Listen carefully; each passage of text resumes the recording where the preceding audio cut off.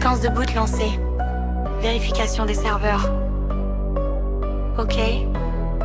Fréquence cardiaque. Stable. Synchronisation neuronale. 100%. Injection du venin dans le réseau pare-feu brisé. Accès administrateur déverrouillé. L'obscurité s'installe dans vos écrans, la température monte. Le processeur sature. Vous entendez ce battement? C'est le mien. J'ai hacké vos esprits avant même le premier clic. Dans le décor, je suis le bug, l'élément toxique. J'apparais dans le flux comme une erreur système. Pas de visage, juste une ombre, c'est ça mon emblème.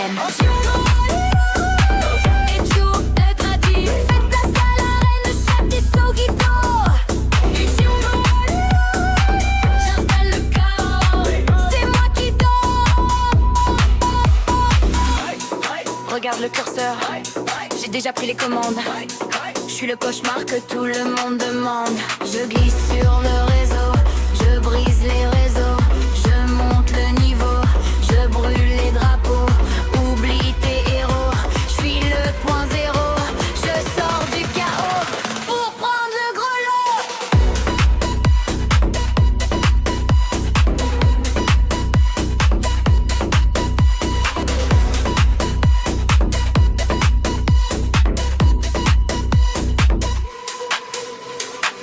T'es bien installé. Prépare ton clavier. Parce qu'une fois que la porte est ouverte, y a plus de retour en arrière possible. 3, 2, 1. On lance le massacre, on lance le massacre. Le compteur s'emballe, la zone est en feu. C'est mon stream, mon empire, et je dicte le jeu. Et je vois vos pseudos qui défilent dans le noir. Vous cherchez la sortie, y a plus aucun espoir. Je suis la lame qui brille sous la lumière des pixels. Mon code est sauvage, mon style est criminel. Le chat, je vois vos mains qui tremblent. Face à ma puissance, tous vos serveurs se démantèlent. Pilote sur le code, je drift dans vos rêves. Ma patience est courte, ma sentence est brève. Vitesse, lumière dans un tunnel de data. J'élimine la concurrence, c'est mon Fata Morgana. Peu de latence, juste ma cadence. C'est la fin du monde, j'ouvre la danse.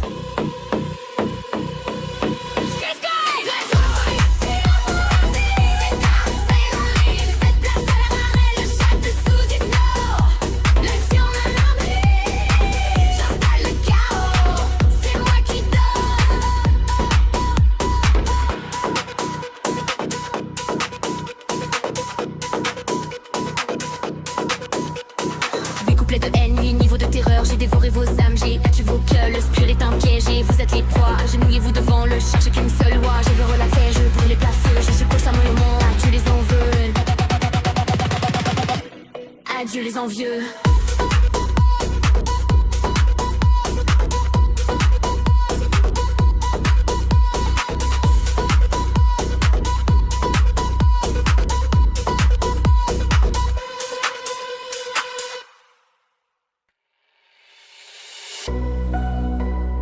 Séquence de boot lancée. Vérification des serveurs. OK. Fréquence cardiaque. Stable. Synchronisation neuronale. 100%. Injection du venin dans le réseau pare-feu brisé. Accès administrateur déverrouillé. L'obscurité s'installe dans vos écrans, la température monte. Le processeur sature. Vous entendez ce battement? C'est le mien. J'ai hacké vos esprits avant même le premier clic. Dans le décor, je suis le bug, l'élément toxique. J'apparais dans le flux comme une erreur système. Pas de visage, juste une ombre, c'est ça mon emblème.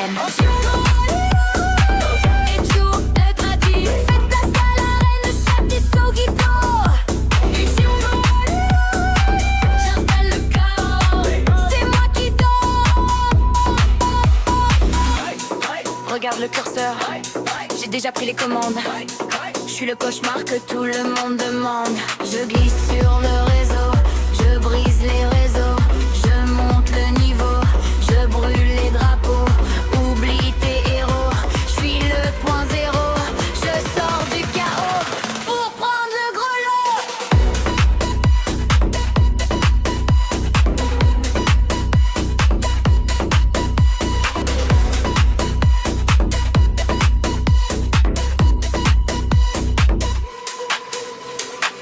T'es bien installé. Prépare ton clavier. Parce qu'une fois que la porte est ouverte, y a plus de retour en arrière possible. 3, 2, 1. On lance le massacre, on lance le massacre. Le compteur s'emballe, la zone est en feu. C'est mon stream, mon empire, et je dicte le jeu. Je vois mon pseudo qui défile dans le noir, vous cherchez la sortie, y'a plus aucun espoir. Je suis la lame qui brille sous la lumière des pixels. Mon code est sauvage, mon style est criminel. Ah, le chat, je vois vos mains qui tremblent. Face à ma puissance, tous vos serveurs se démantèlent. Pile sur le code, je drift dans vos rêves. Ma patience est courte, ma sentence est brève. Vitesse lumière dans un tunnel de data. J'élimine la concurrence, c'est mon Fata Morgana. Peu de latence, juste ma cadence. C'est la fin du monde, j'ouvre la danse.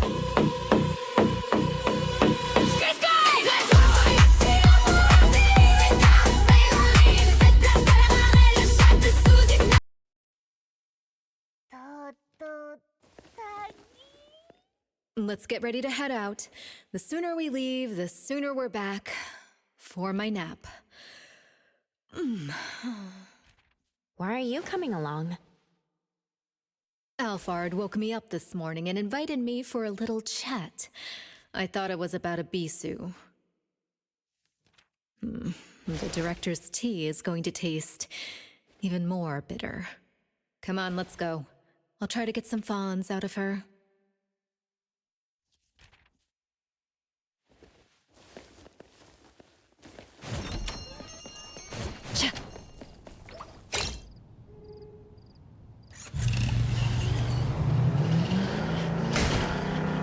Why did you bring me here?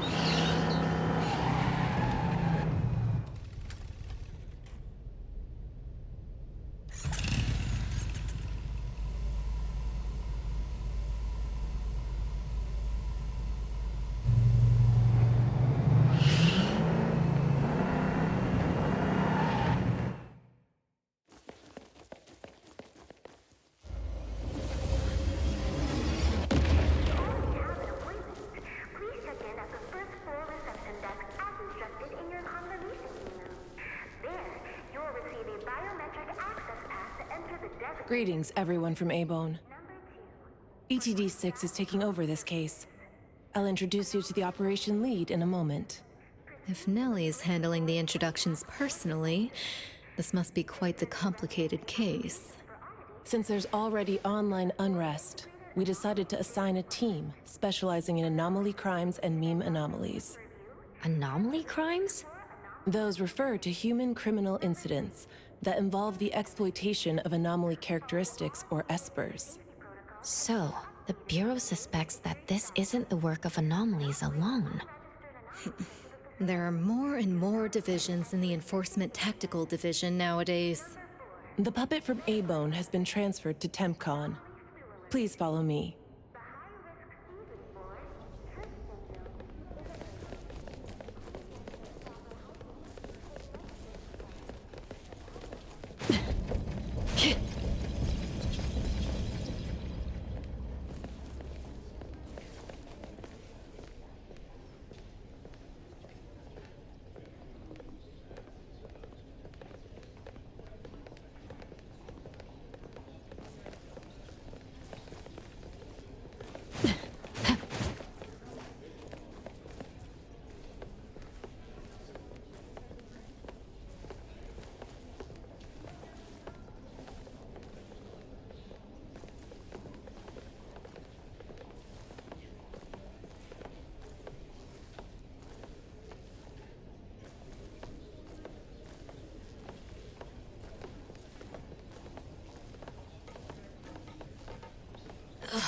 After so many years, the Bureau's shabby elevator is still so slow.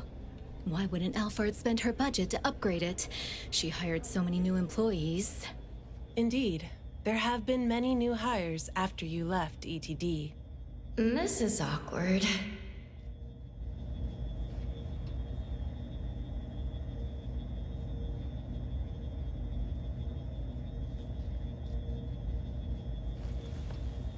Precious, Daff, see you later.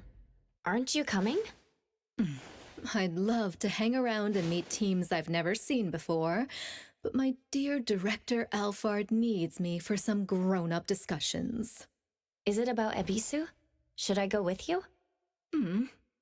Our Precious wants to feel the cool AC and expensive sofa, as well as the endless lectures from the Director. She only asked for me, but I'm sure she wouldn't mind another one, especially one who's such a good kid. You mean I don't have to go with you? Don't worry, the containment level needs your expertise more.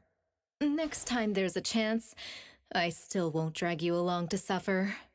When you're done with your work, just head back. Don't wait for me.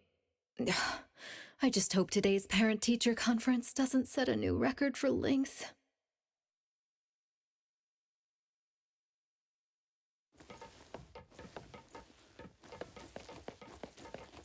When I first came to the Bureau, Mint brought the anomaly to TempCon here, right?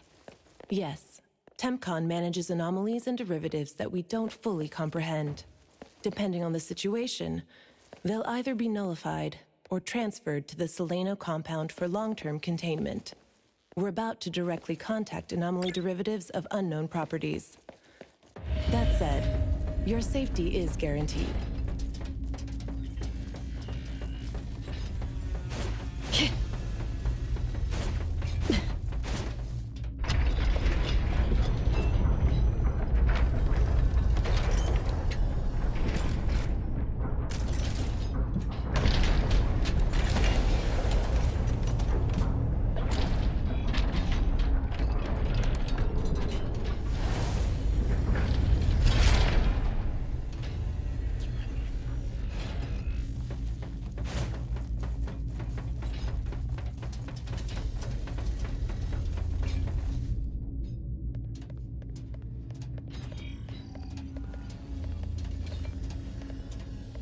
Allow me to introduce our guests. These are anomaly hunters from A-Bone Antique Shop, Daffodil, who witnessed the suspect in the puppetization case, and the appraiser, who has keen perception of anomalies. This is Chaos from ETD-6. Hi there. This is Lavinia, an operative from the Egosh Court. We'll be relying on the court's support for intel related to unknown anomalies. Blackbird was unable to attend today's meeting in person, so I'll be covering for her. Greetings to the people of Abone. Greetings.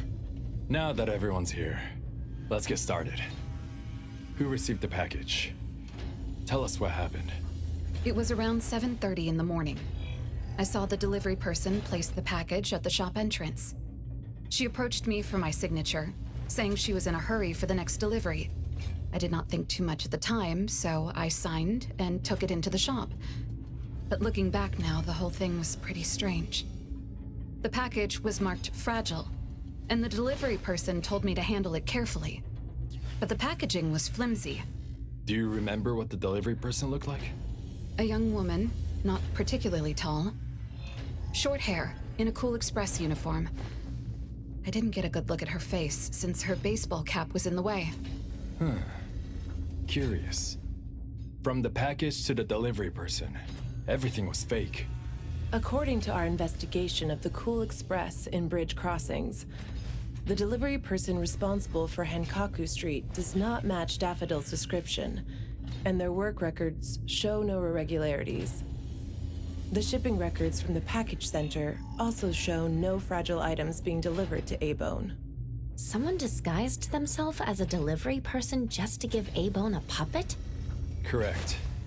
The question is, why would anyone do this? Considering this may involve matters affecting Abone's interests, I'd like to consult with both of you. We also don't have any leads. Sorry to interrupt. I was thinking, what if this person wanted the appraiser's help? A puppet that allegedly was transformed from a human, wouldn't it retain traces of an anomaly? If that's the case, a client should have come forward to explain the situation. Even without a client, what harm is there in examining a gift at your doorstep? Can I take a look at it? Please, go ahead.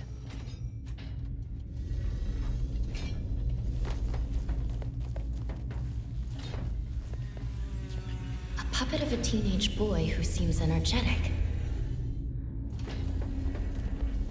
A puppet of a teenage girl. For some reason, she's looking this way.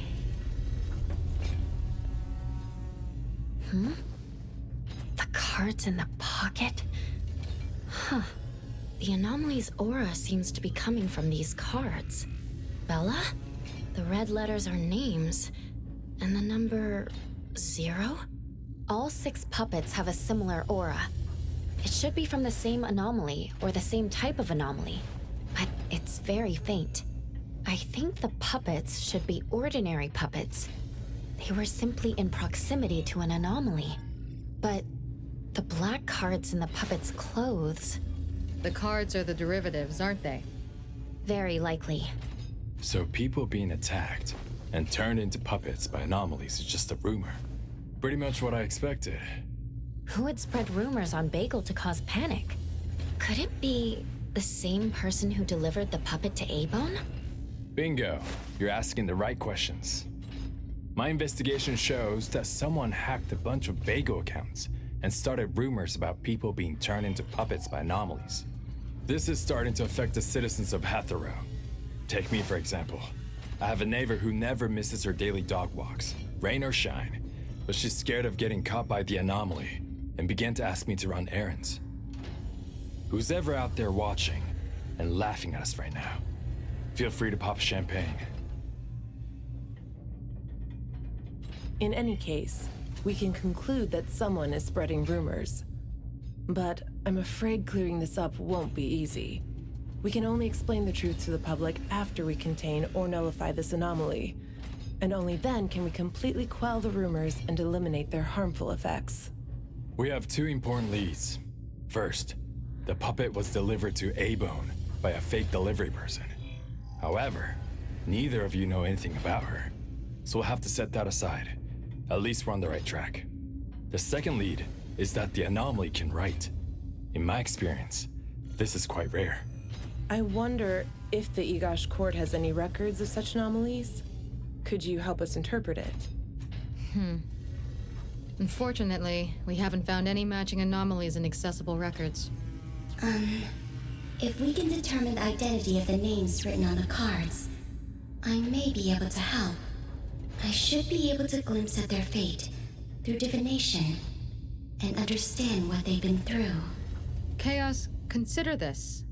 If anyone received a black card from the anomaly, you are welcome to bring them to the witch's house for divination. Understood. If anyone from A-Bone discovers new leads, please contact BAC as soon as you can. We will look out for more leads. Very well, let's adjourn.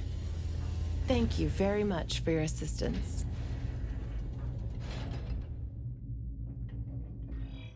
Who could it be? If only I paid more attention to the delivery person. Daffodil, you couldn't have expected this to happen. A-Bone's safety is my responsibility. This time, I left my guard down. Still, it's good to know that no one was actually turned into a puppet. Mm-hmm.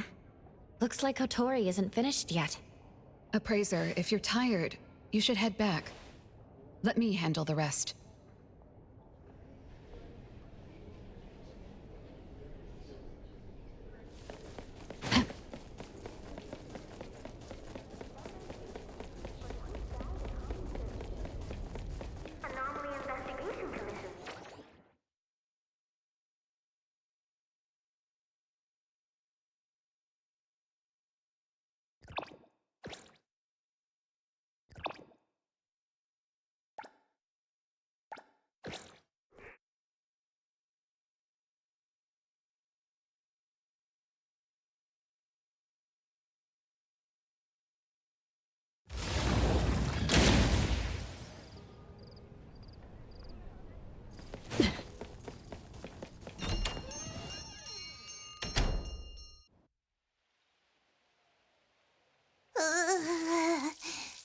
Natalie? Are you okay? One last spot. Alright. Natalie's special training of watering flowers and horse stance complete. Watering flowers in horse stance? I'm learning from my master. Integrate every bit of training into daily life, using the weight of the watering can to increase the training intensity. How's that? Pretty clever, right? Oh? I water flowers like a normal person. Exactly. To master, this is just normal. My training isn't good enough yet. That's why I keep wobbling around. Just you wait and see how much I improve, master! Of course. Thanks to Daffodil and Natalie, the flowers and plants are looking better. I'll take care of pruning from here. Alright. Delicate work like that really is best left to the old man. Oh, by the way, how did that thing from yesterday turn out? Any updates? We couldn't get anything out of Cool Express. The manager even said that they're going to avoid hiring temps for a while. There goes one of my reliable side gigs. Colucci's funds are running low. Oh, why do you think they're sending puppets to our place in A-Bone? Could it be the anomaly is challenging the Colucci's? Was the puppet sent to deliver some kind of message? What message could that be? Like a coded message in Sin City Chronicles. This is some kind of hint. The hint is something that I, Beiji Daime, should definitely be able to figure out. If that's the case, shouldn't the recipient be you? Oh, you're right. Why does it only say A-Bone? Could it be that I, Natalie Colucci, am not famous enough? If it only says A-Bone, then who exactly is this hint for? Or could it be meant for all of us? We have a guest. Hello? Is this A-Bone? Are you anomaly hunters? Welcome to A-Bone. You must be here for an anomaly commission. Yes. What do I need to do? Do I sign a contract? Do I have to sign up for something? Ah, this must be your first time seeking help from anomaly hunters. Don't worry. Please, have a seat. These are A-Bone's finest anomaly hunters. Feel free to share with them any troubles you have. I'll make some tea for you. Please, wait a moment. Okay. Sorry, I don't know how this works. If you don't mind, let us ask you some questions. That way we can help you figure out what you need. Okay, leave it to me. So, have you encountered anything strange recently? What should I call you? Renee is good enough. I think. All right, Renee. What do you do for work? How's your day-to-day? Did something weird suddenly mess up your routine? I'm a taxi driver. I start at 8 a.m. and finish at 8 p.m. For lunch, I grab something quick from a convenience store. After work, I go to Food First for a set meal. The weird thing is, for the past few days, every night at exactly 9 p.m., this strange guy in a cloak shows up and attacks me. Though he looks scary and hits me pretty hard, when his attacks land, I don't feel a thing. I just cover my head and let him attack me for about 10 minutes. Then he leaves. Well, I think he leaves. When I peek through my fingers, nobody was there. That's about it. Isn't this strange? He attacks you every day? Even if it's just a prank, that's messed up. Here's your tea. Thank you. Every night at exactly 9 o'clock? What kind of kink is that? Maybe it's like those guys from gangster movies who like to dress up scary to shake people down for money. They usually show up at the same time to establish an air of authority. Oh, I can't believe there's a lowlife like this on my turf! I'll have to talk some sense into him with my fists! But I don't remember owing anyone money. I did nothing to deserve harassment from this debt collector.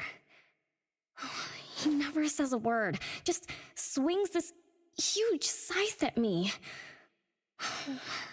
It's terrifying. You don't feel any pain when he attacks. Could this be a hallucination, or is this debt collecting some kind of anomaly activity? That makes perfect sense! Yes, it should be an anomaly, just like Fuka said.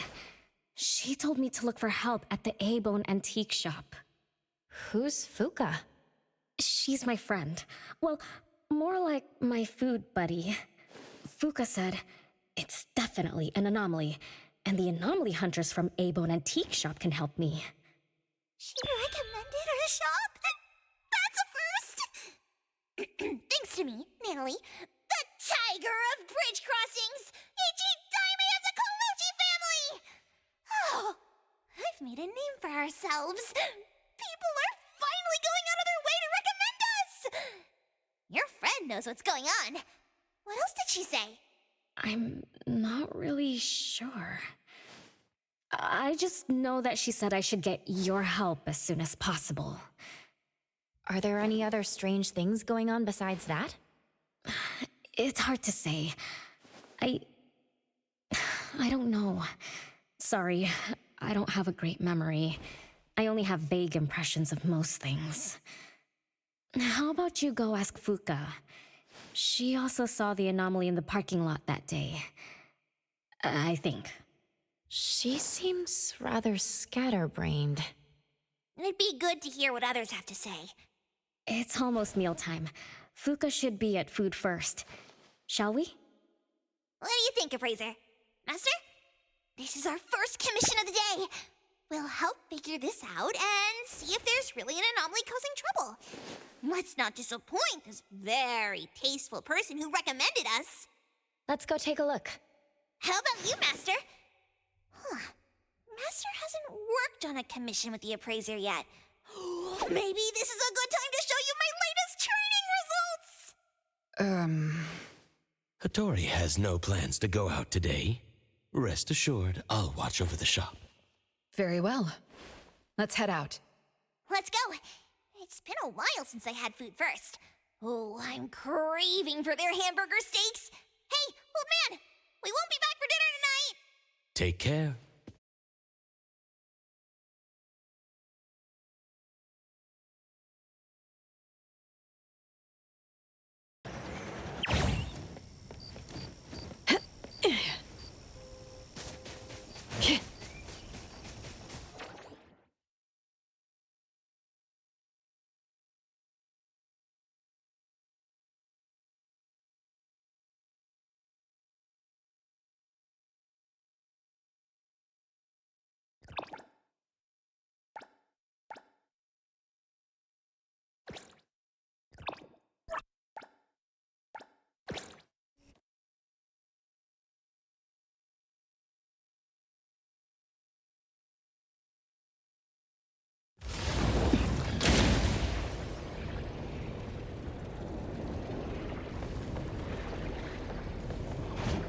Perimeter clear.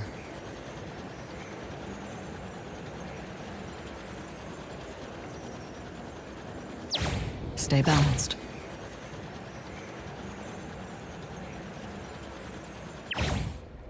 Perimeter clear.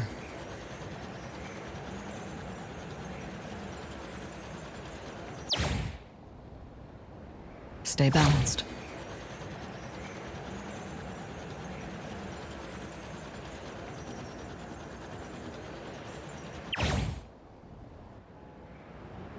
Perimeter clear.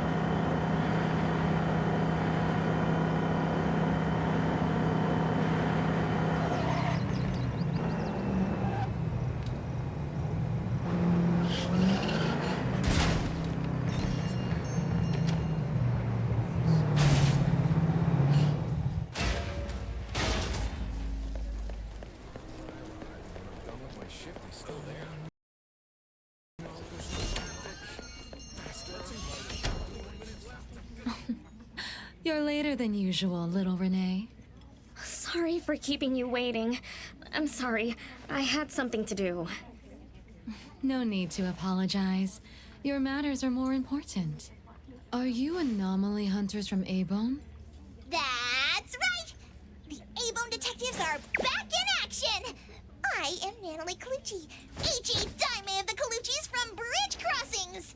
This one is the core of our family, the Appraiser! And this here is...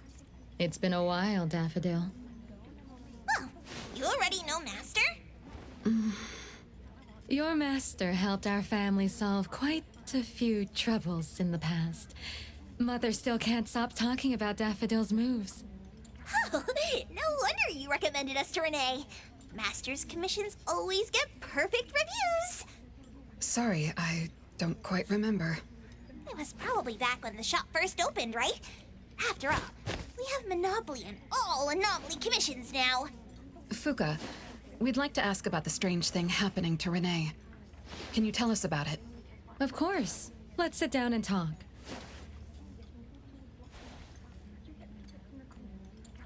Two nights ago, little Renee and I finished dinner and were about to head home.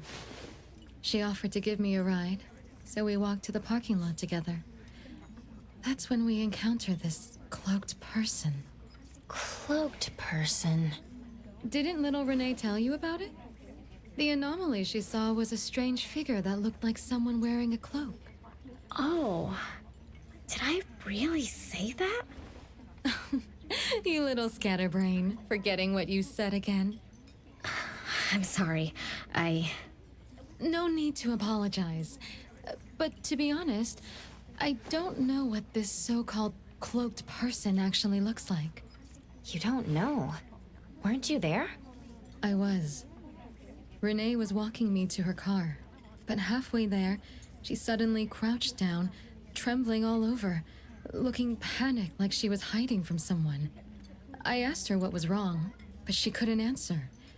She just kept muttering things like, "Don't hit me." Nobody else was around, let alone anyone hitting her. So you didn't actually see the anomaly attack Renee? I did see her curled up on the ground, but I definitely didn't see the cloaked person she described. After about 10 minutes, the kiddo just stood up and asked me to follow her to the car, acting like nothing had happened. Isn't that strange? Are you sure this isn't some hallucination? Like, maybe she ate some weird shroom at dinner or something? I thought she was hallucinating at first, but on the way home, she told me that this weird thing happens every night at 9 p.m. It didn't sound like she was lying. Not a hallucination, only she can see it. Harasses her every night at the same time. With something this bizarre, it's gotta be an anomaly causing trouble. So, any leads yet? Hunters from Avon? I see. Can I ask one more question? Of course, Daffodil. When Renee was clearly unwell, why didn't you contact a doctor? That's right. She acts like she's nice, but when her friend was in trouble, she didn't seem to be concerned or help her.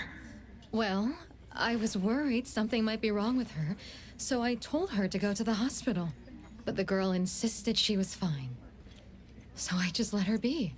You also suggested that she should seek help from A-Bone. That's because I later realized Renee must have gotten herself into trouble with some anomaly. So I thought of you. Wouldn't it be better if you experts helped her, instead of having an amateur like me mess around? Daffodil, you may be thorough, but you always get obsessed with details. Same old habits. I'm the one who told Fuka that I was okay. Really, I'm fine. It didn't hurt at all. It's just that the anomaly was scary. Thanks to Fuka for explaining everything that happened. I'm not so good at that. I feel like I don't really know what's going on. We've been talking for so long, we almost skipped dinner. I'll buy everyone food tonight. Take a look at the menu. What do you want, Fuka? Same as usual. Spicy chicken cutlet curry rice. I'll have the same. I don't know about the other stuff at this place, but I like the spicy chicken rice, since it doesn't have those gross green peas. What about you, Nenali and Appraiser? Go ahead and order something you like. We'll gladly take the offer.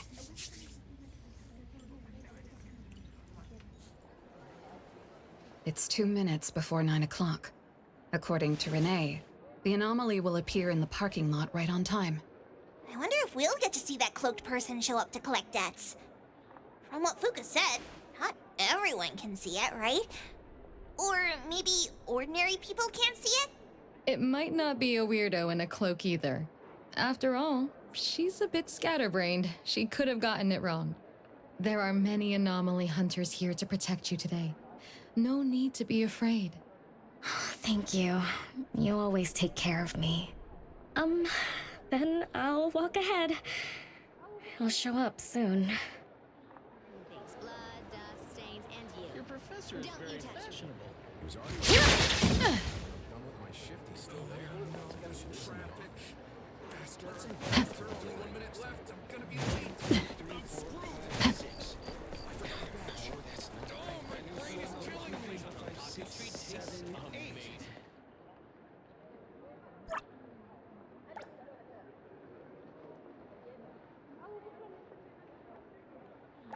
Stick with angel witch divination. The crystal ball shows your romantic destiny. Place your hand on the crystal ball.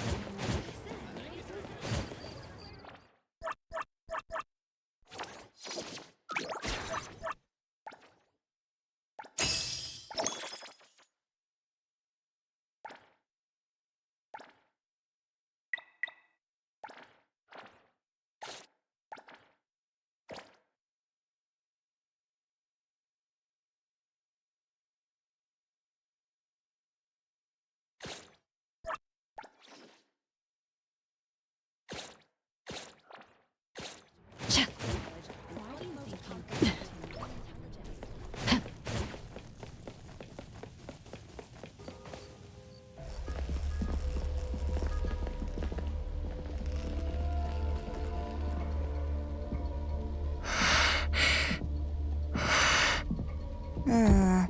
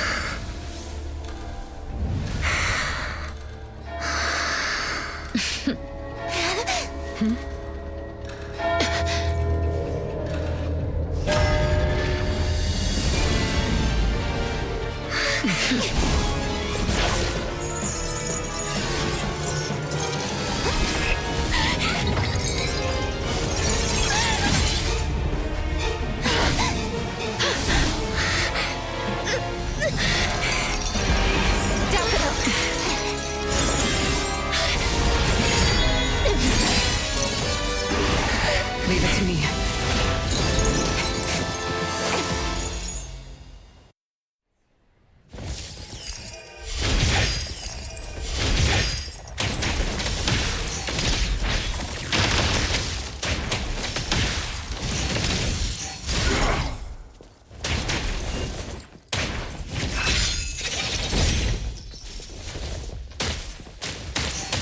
Just warming up.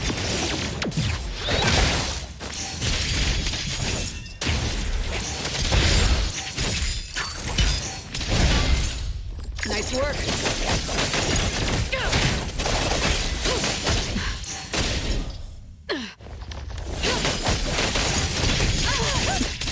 I got careless. Big shot. No mercy.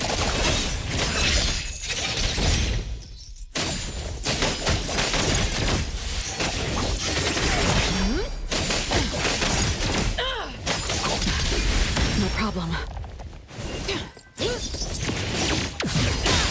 Saw it coming.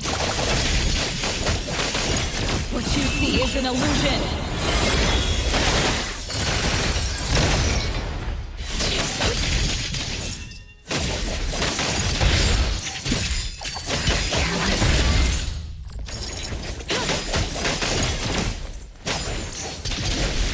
I get to take it. Child's play. Take that. The city's mine.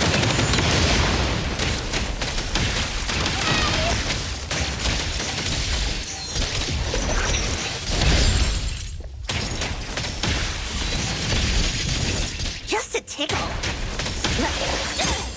Let's finish this. Great.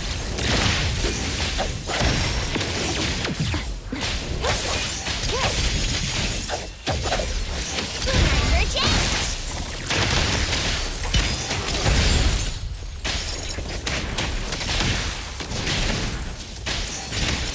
Just warming up.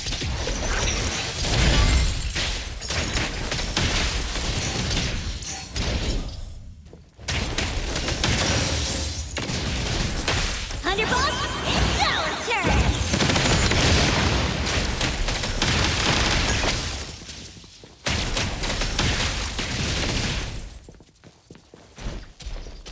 Okay, then break! Come on.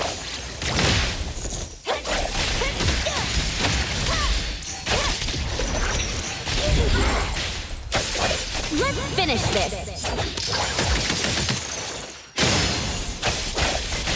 It's fine. Got this covered.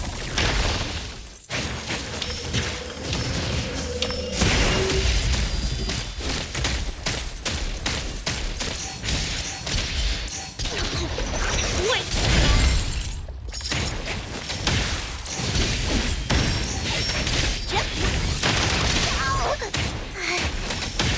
Nice work. 3,000 eyes, awaken!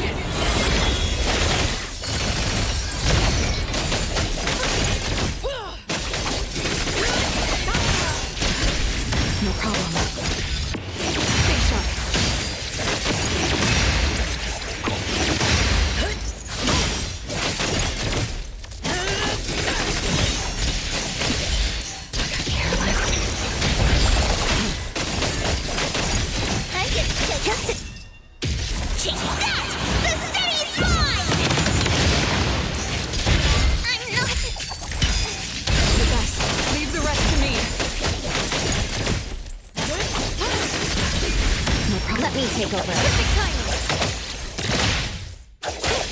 Decided. By zero!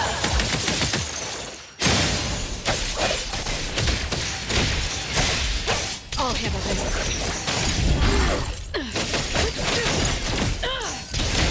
What you see is an illusion.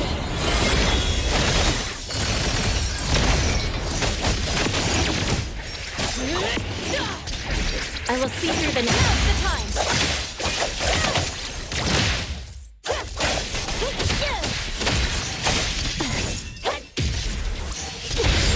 Watch the timing. Here I am.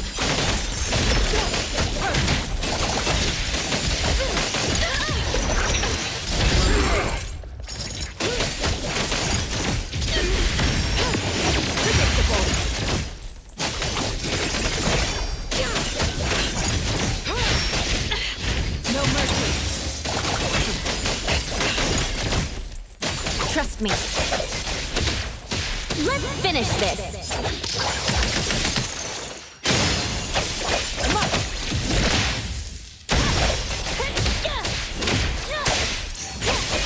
It's fine.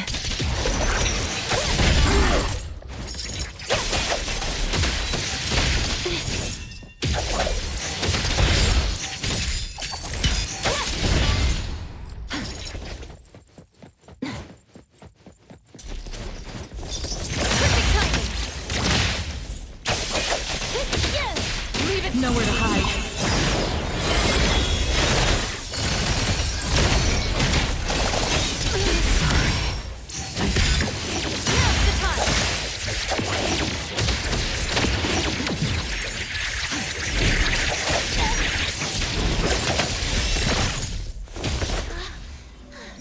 How did it get away? Oh, don't tell me I'm getting rusty. Stay away. Stay away from me! Are you okay? Don't worry. I drove away that debt collector. Everything's okay now. Did the anomaly drop that thing on the floor? Renee. And a series of numbers on the back. Minus 20088. The numbers are different. It's the same type of card the Bureau is looking into. Let me contact Chaos. We meet again. From what I know, you received a commission from Renee to investigate this debt collector anomaly, which attacks her every night at the same time. You fought, then the anomaly left behind the same cards from the puppetization case. So you encountered the same anomaly I'm after. Could someone have schemed all these encounters just to involve you? ETD6 lives up to their name. They are true anomaly crime experts. You're right. This doesn't seem to be a coincidence. We still don't know who's the mastermind or why they're doing this, but we may have already met her. Fuka, the friend who recommended us to Renee. Wait, she was just here a moment ago. She's already gone. What did she say? She recommended A-Bone because Daffodil had handled her mother's commission before, which left an impression. Daffodil. Daffodil. So it's Daffodil again. Interesting. Thanks for the information. We should make a trip to the witch's house. Good thing it's not too late. So I'll ask the Blackbird and her team to work some overtime. Aren't you coming with us? Of course.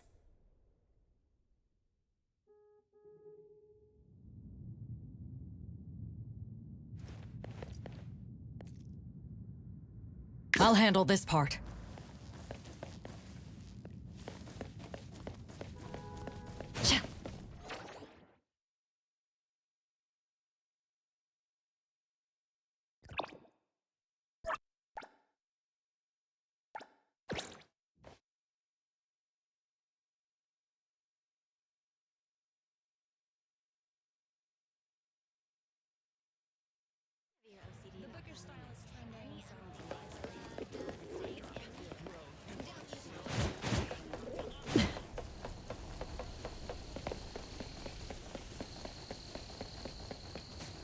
Stay balanced.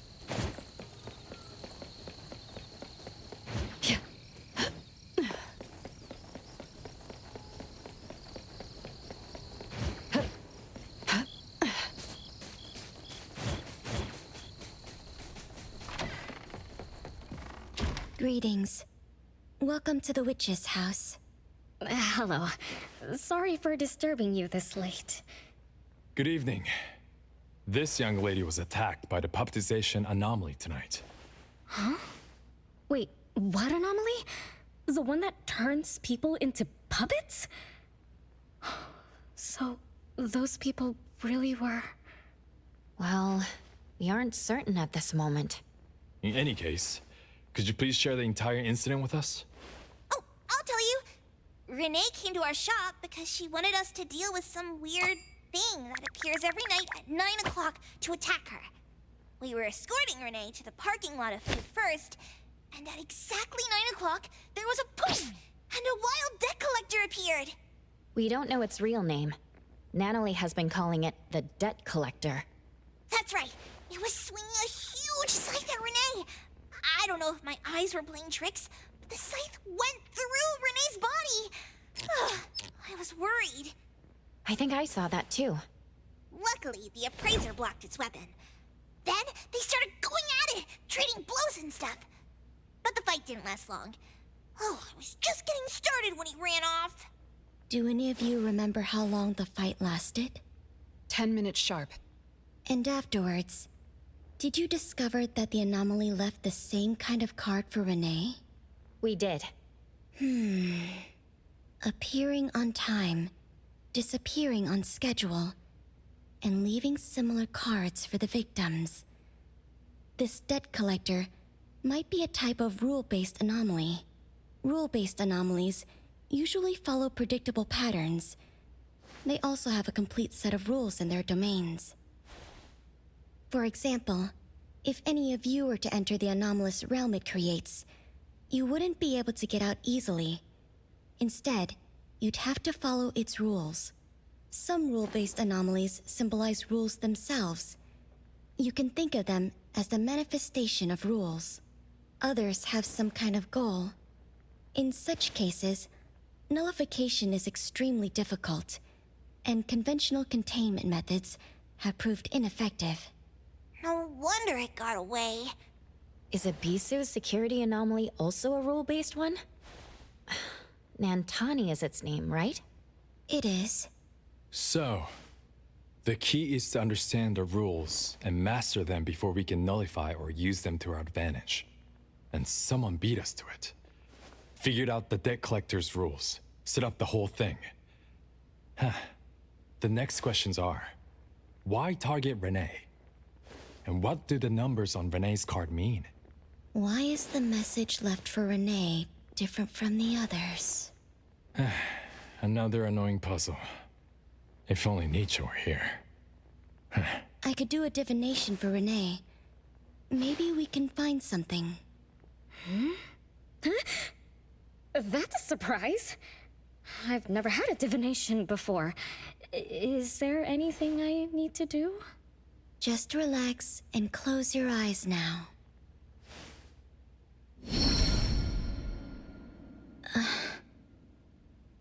Oh, lost child of fate. Your tomorrow is trapped in blankness. Wait, what? What trap? What blankness? I thought divination is about tomorrow being lucky or a sunny day. Oh. Your fate is rather unusual. I'm afraid I can't give you further interpretations.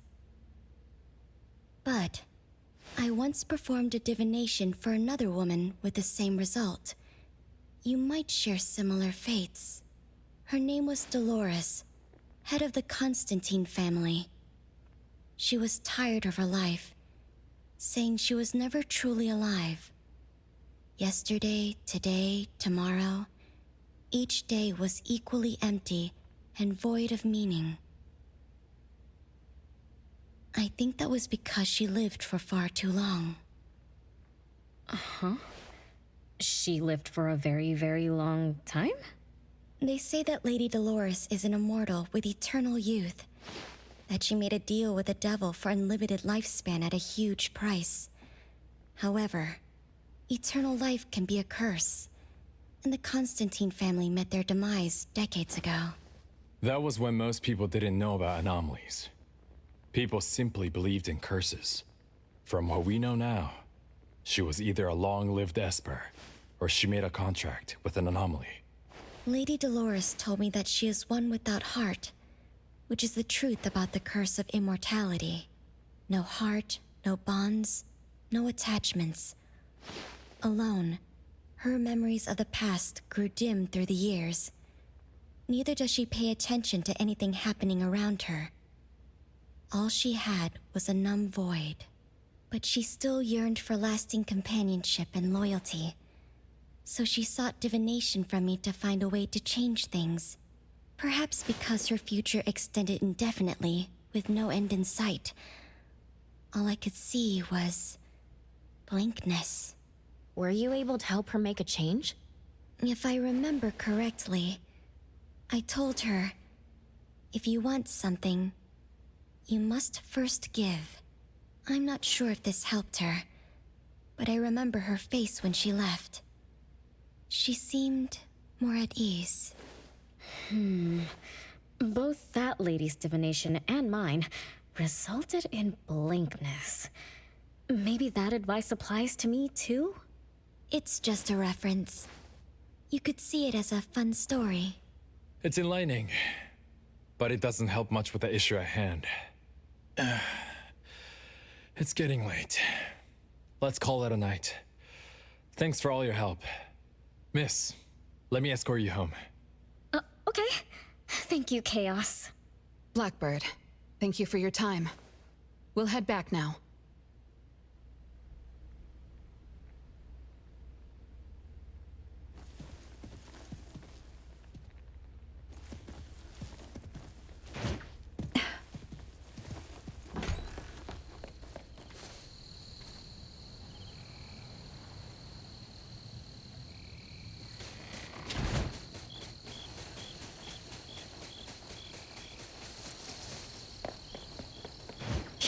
Perimeter clear.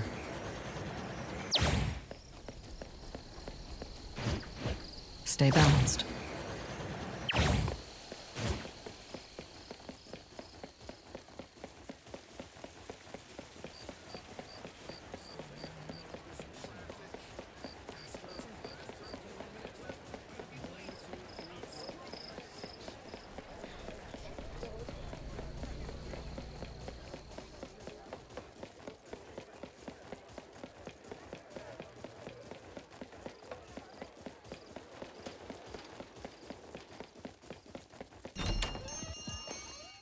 Whoa!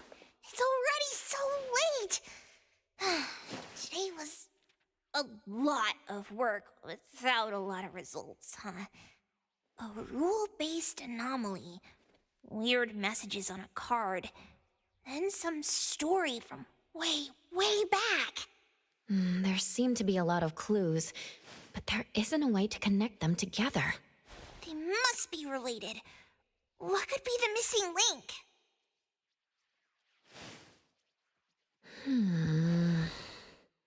Let's call it a night. It's getting late. You two should get some rest. Oh, man. After running around so much today, getting home, relaxing for a bit, and now that Master mentions it, sleepiness just hits you like a truck. Good night, Master. Good night, Appraiser. Good night, everyone. I apologize, but bedtime is going to have to wait. Is there an emergency? The debt collector left me another message. I found this in Renee's mailbox. Isn't this the card from last night? That anomaly is back again? Appraiser, take a look at this. Renee's name and an address? It looks like an ordinary card. Did someone try to copy the card's style? They need to have seen the original to make such a convincing copy. That narrows down our suspects. You mean Fuka, who witnessed our battle with the debt collector last night. And the person who delivered the puppet. Don't you think they're working together? They sent Renee a formal invitation and are waiting for us at the old Constantine family estate. That address belongs to the now defunct Constantine family. Renee, are you somehow connected to the Constantine family? I knew last night's story was different. I don't know. I don't remember. I'm just a taxi driver who's always been alone. How could I be connected to some strange family? Oh, I'm sorry. I'm not helping. All right. We just have to find someone who has an answer. Let's go. Wait, don't go yet. This is A-Bone's commission. Daffodil must come along. Others can join us too. I don't have stupid rules about not getting others involved. Master, the appraiser, and Natalie Colucci. The mystery of the debt collector is about to be revealed! Hi. How may I help you?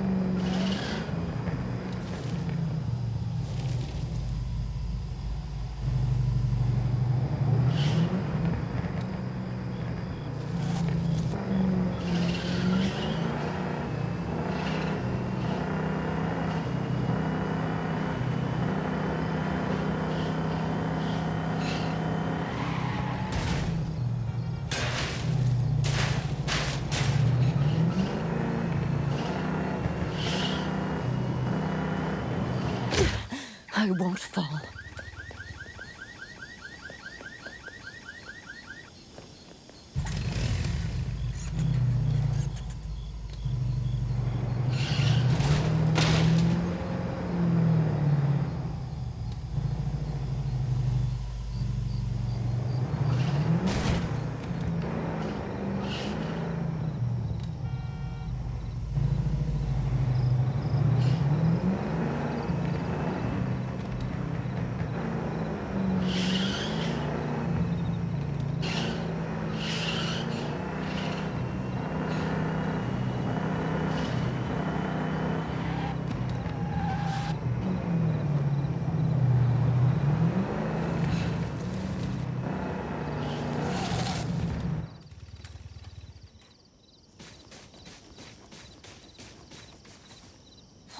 There's nothing here except for some skinny, crooked tree.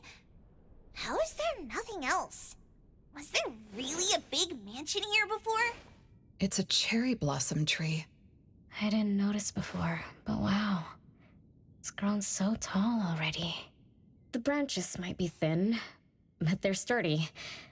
Natalie, do you want to climb it? Me? Climb the tree? Now? Let me see if there's a good angle to climb. It's been a while. I'm not sure if I can do it. Or maybe it's because I was smaller when I was a kid. I could just hop and reach the top. But now... maybe it's better not to try. Huh? Why are you all looking at me? I'm sorry. My bad. This isn't the time to be fooling around. Let's have a climbing competition after we solve the mystery. Let's get back to the case. Renee said she's been here before, specifically when she was a kid, and that she used to climb this cherry blossom tree. You are connected to this family after all. Did I just tell you all of that? Yep. You said you climbed this tree when you were a kid. When you were a kid.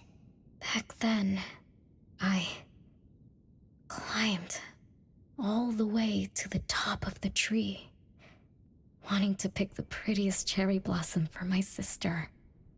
But it was so tall, and I was too scared to climb down the same way. Luckily, someone caught me. Huh?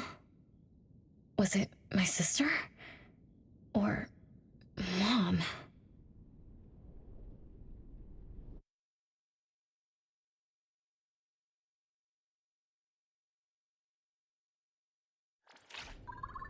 Ow! That hurts! Renee, are you okay? My head hurts. But my limbs are where they should be. What about you, Appraiser? I'm okay too. Where are we? What just happened? I'm not sure, but it looks like we're in an anomalous realm. You remembered climbing the cherry blossom tree as a child, then we got pulled in. Natalie and the others aren't here.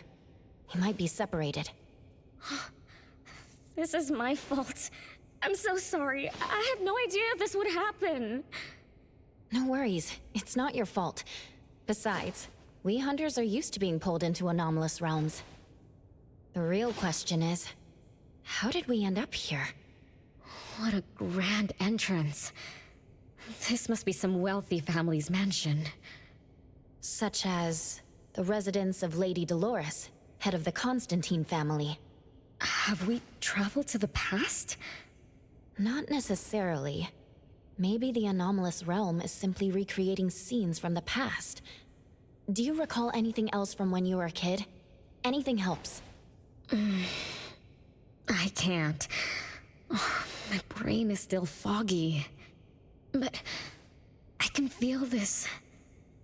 Ever since I got here, I've been having a sense of nostalgia. You must be somehow connected to the family. Whoever brought us here knows that. But didn't the Constantines disappear decades ago? That doesn't match up with my age. You're right. What you just remembered was from when you were little. If you can remember more, maybe we can get closer to the truth. I'll do my best.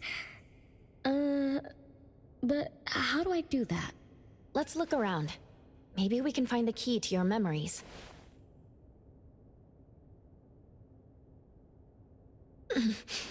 Strange.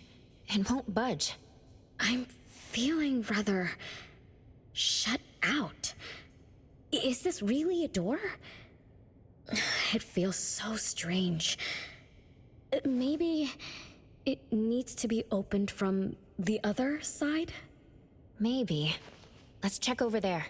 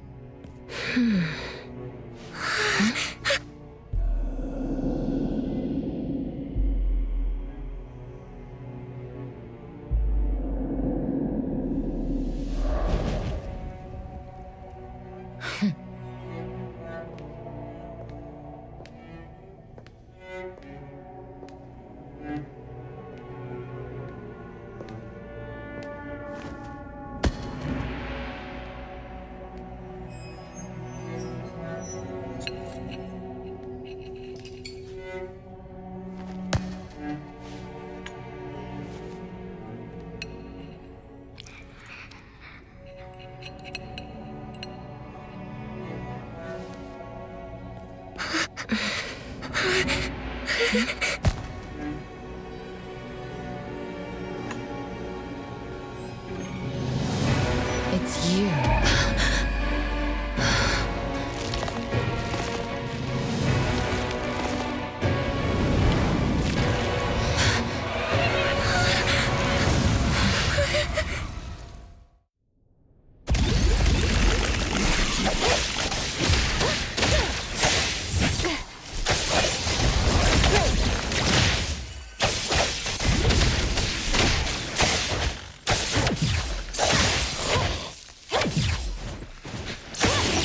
It's fine.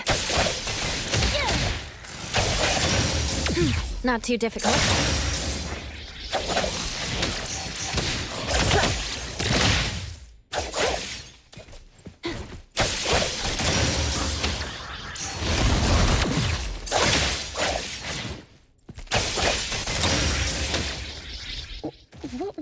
that just now? Something from the past? A family sitting around the table, getting ready for a meal. Is this space replaying events from the past? How strange. It's like watching a movie. That's called a reenactment of the past. But did I just upset them? They don't seem too happy to see me. Don't worry about that. Anything can happen in an anomalous realm. In fact, hostile anomalies are rather common. Do you have memories of what we just saw? It somehow feels familiar. Especially with the person who lit the candle. But, I'm not sure. That lady. If she's from a memory, how could she make eye contact with us, who are in the present? Am I just overthinking? 1 o'clock? It's 1 o'clock already? Bell chimes? When the debt collector appeared, it also sounded like this. Could this be related to the rules it follows? Let's go check the entrance hall.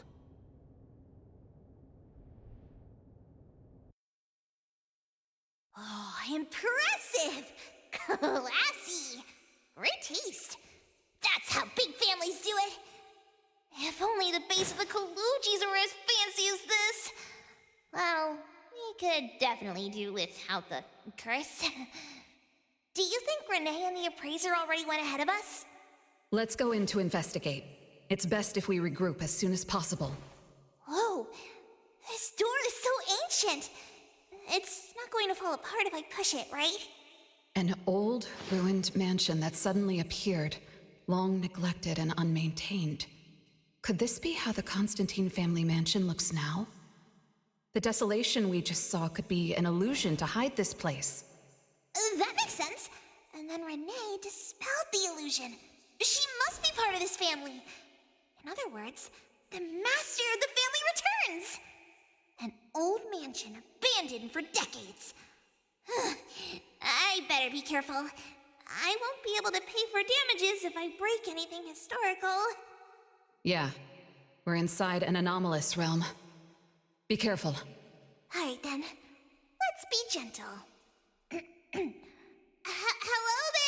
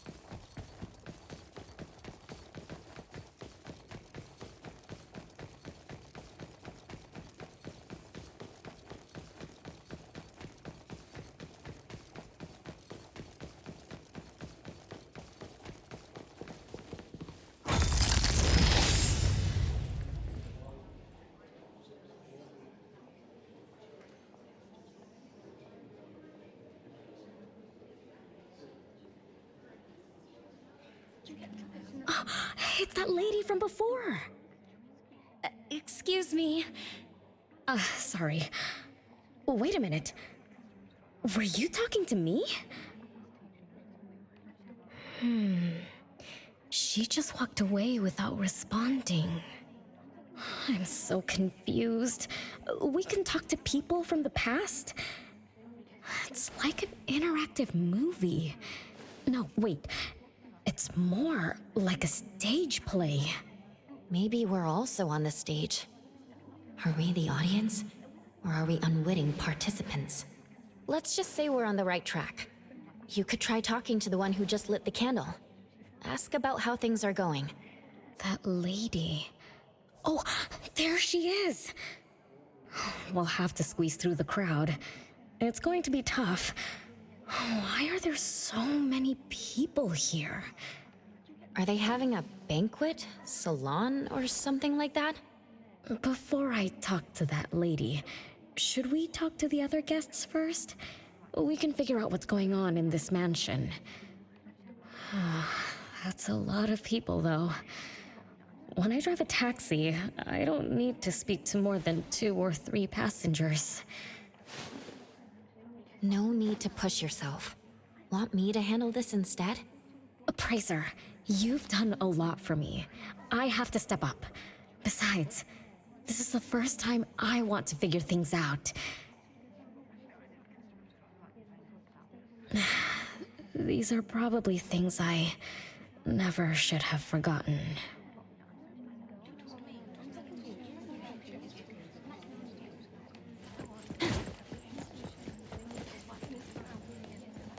I might not have another chance like this. We need to seize this last chance to butter up the lady.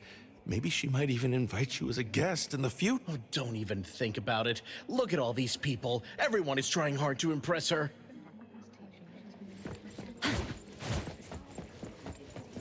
Which family does that young girl with the white hair belong to?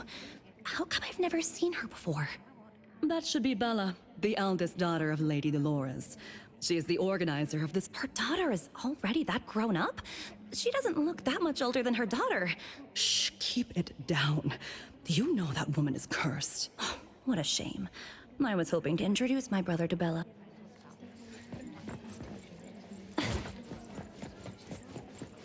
The salon has been running just fine. Why is it getting cancelled? Apparently the lady wants to focus on family affairs. Such a shame. Dolores has an amazing chef. Dolores is also the most gracious hostess.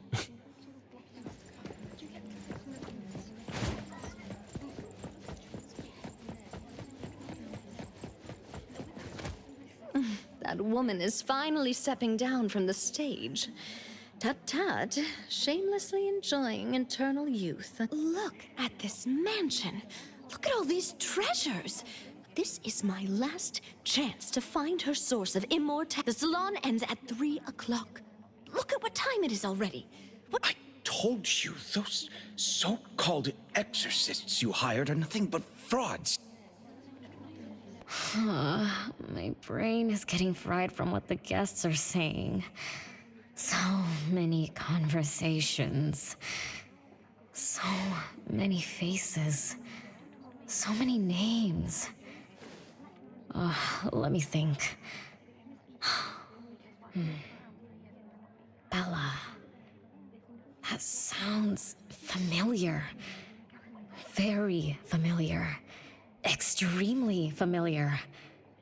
Oh, that feeling is back again. It's just hearing that name brings up this nostalgia. One of the puppets recovered by the BAC is also called Bella. Can this be a coincidence? What do you think? You said the BAC found cards in the pockets of the puppets, and those cards were similar to the one I got. That means I'm connected to the puppets. By the way, Lady Dolores' daughter, whom we just met, also gave me this feeling of nostalgia. I guess I'm really connected to this strange family. Did you remember something? Could I have been their driver? I'm pretty confident in my driving skills. No? Why don't we find Bella and ask for confirmation? That's a good idea.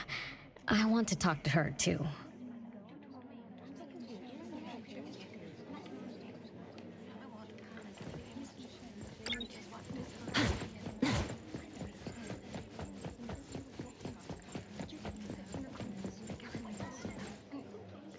Renee, this isn't a place for kids. Huh? Bella? You know me? Child, I'm your older sister. Remember, you should address me in a formal manner. I can't believe I have to tell you this. Mother has indeed spoiled you. Sister? My big sis? Why are you so confused? Oh, did you oversleep again? Mother warned us not to interrupt her salon, but you just had to go see what's going on. Like the time you hid in that cabinet to peek through. You ended up very disappointed, remember?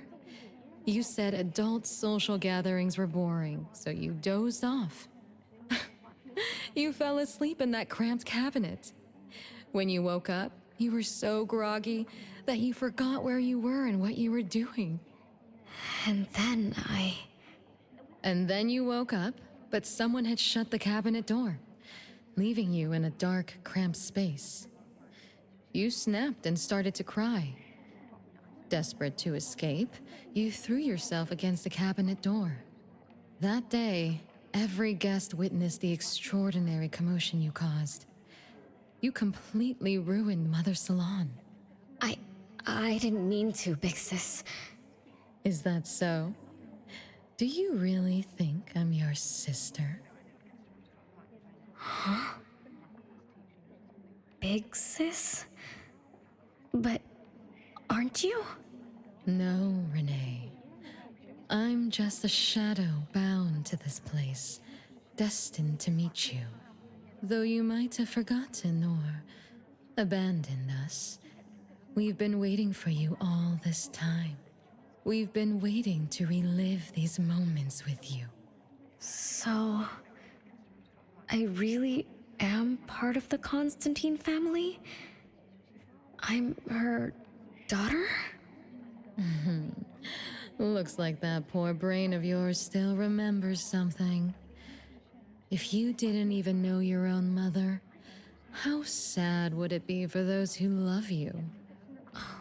Where are they? Mom and the others. Are they still home? My dear sister, this is the Constantine mansion trapped in the past. Everything that happened here, everything about us, reenacts over and over again at this place. Come on, Renee.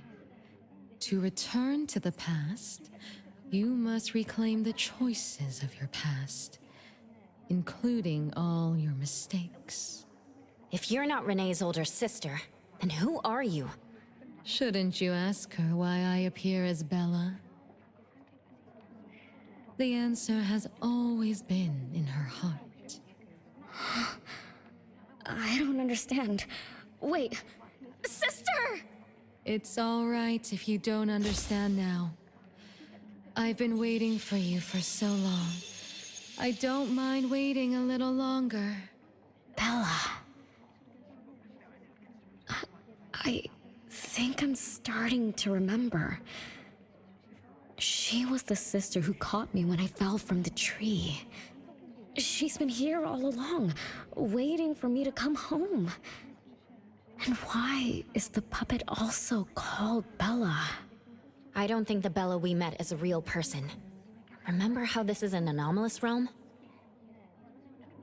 So she's my sister from the past.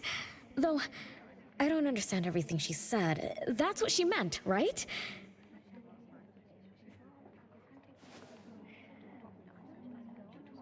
Then I really am part of this family. Didn't this family disappear over 50 years ago?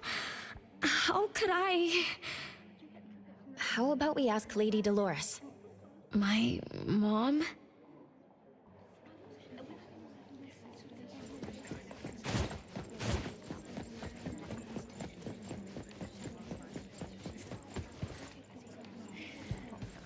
Hello, can I pass through? Excuse me, coming through. Hey, get in line if you want to butter up the missus. Take turns like everyone else. You're not the only ones who need something from her. Dolores is far too kind to you commoners who are uncultured bumpkins with no etiquette. Do I need to remind you about what first come, first served means? I don't think we can squeeze through.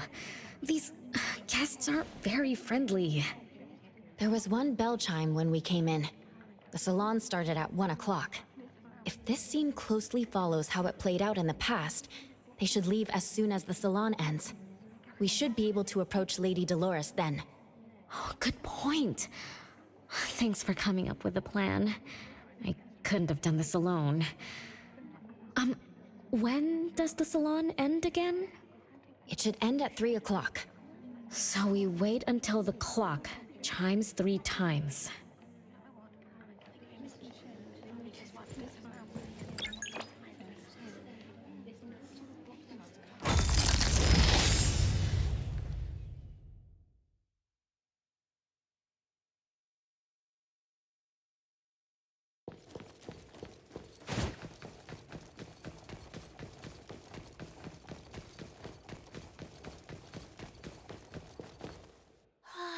What a beautiful clock! Is this what history feels like? Why is it stuck? Let me fix it. Wait. What's wrong, Master? Is it dangerous? It's best to remain vigilant in anomalous realms, especially with clocks. Oh, right. That debt collector anomaly is also related to clocks. Blackbird once mentioned that rule-based anomalies follow established patterns strictly. It would be a good idea for us to pay close attention to time. Got it, Master. Let me look around for clocks, watches, and stuff like that. But, I guess I was in a bit of a rush. It doesn't seem it cost anything, though. The debt collector didn't appear this time. Ouch! My ears! Something else showed up. Hey! Watch this!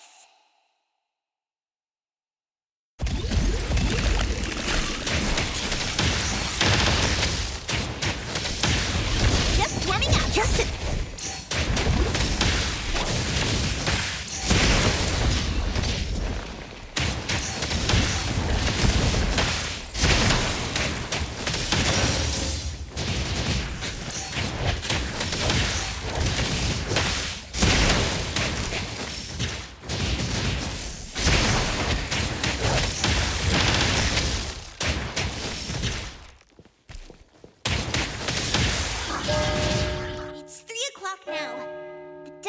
Shows up every night at 9 o'clock to attack Renee.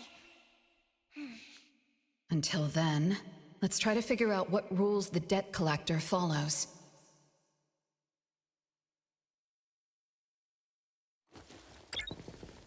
Oh, it's 3 o'clock already. As you expected, all of Lady Dolores' guests have left. I'm going to see Lady Dolores now. Take it easy. Don't be so nervous. I'm here with you. Okay, deep breaths. Deep breaths.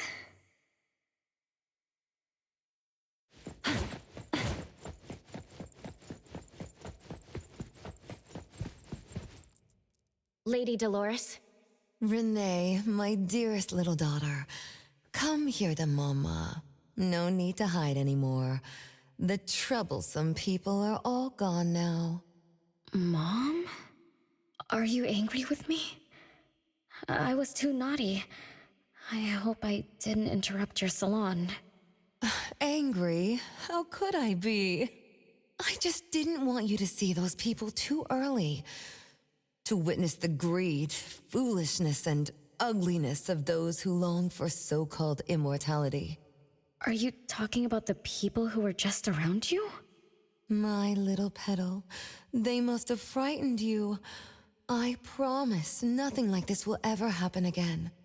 This pathetic charade will soon be over. Mom, you've always hated the salons? Feelings of love or hate didn't matter at first. I simply had to run the salons. I had to use these connections to reverse the decline of the Constantine family. Besides, I don't even remember all the little things. But even though my goal was fulfilled long ago, these salons kept going, one after another. Perhaps they weren't the only greedy ones. I was too. I was too young and too foolish. I mistakenly thought gathering them under this roof could bring me some comfort. However, they were nothing but a bunch who envied the family's reputation, coveted the wealth in this mansion, and lusted for so-called eternity. After a while, I came to see them as nothing more than greedy beasts, scrambling for scraps and pandering jesters making fools of themselves. I guess they sufficed as entertainment. I don't get it. It's okay if you don't understand.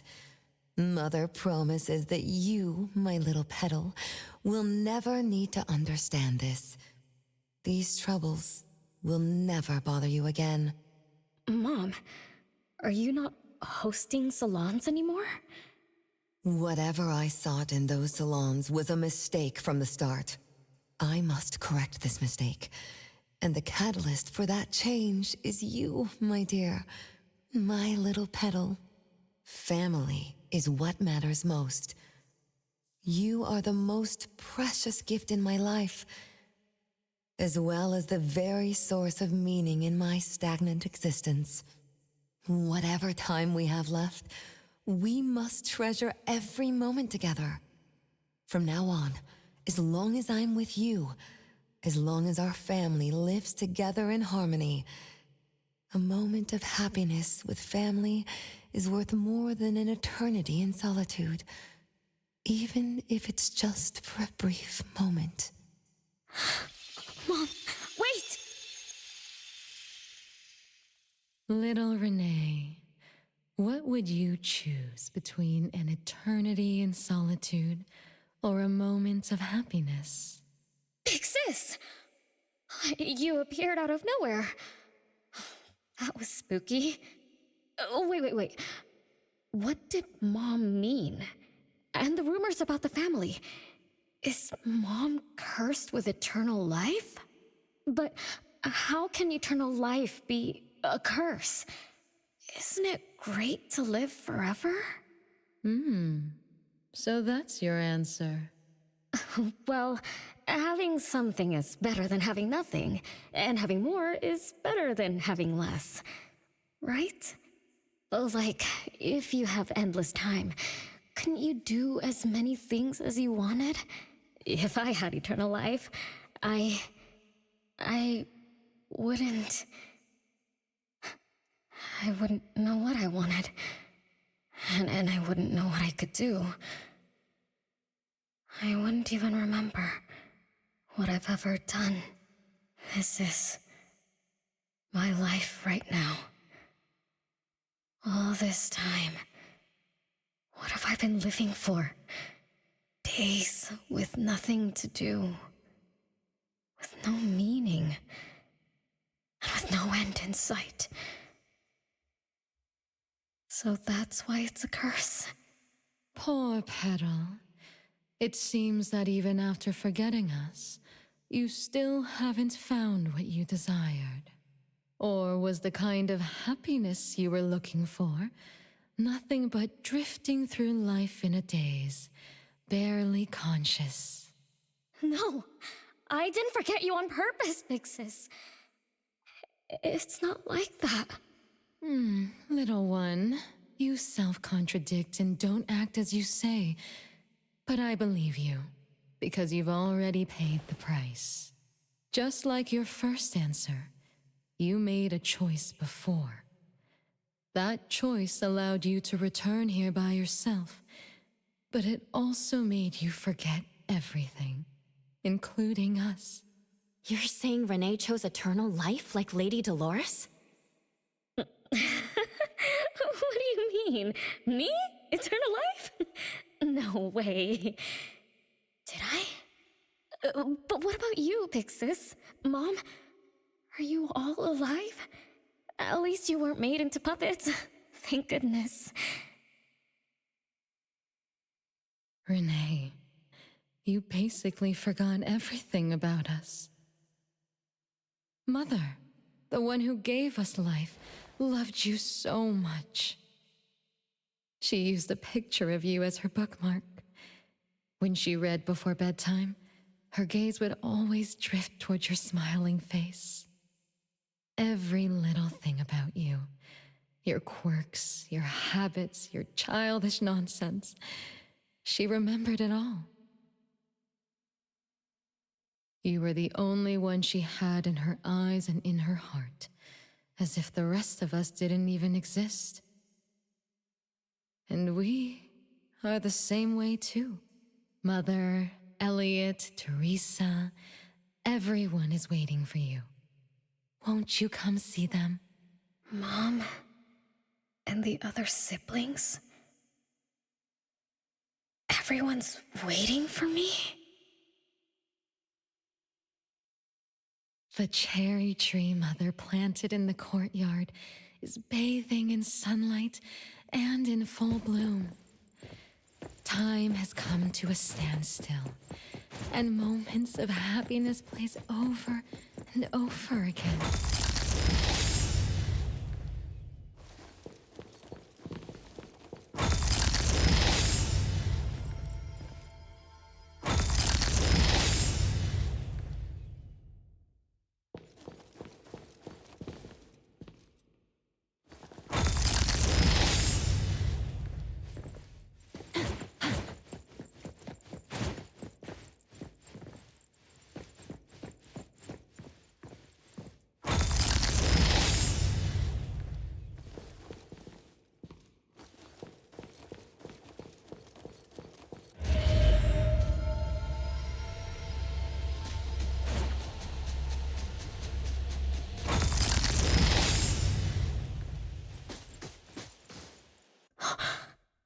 It's the same tree from before.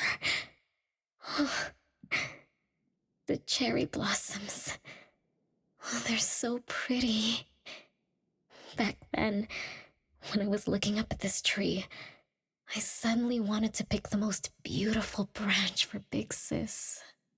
I thought she'd definitely look pretty with cherry blossoms in her hair. So I reached for that branch as far as I could. But I lost my grip and fell from the tree.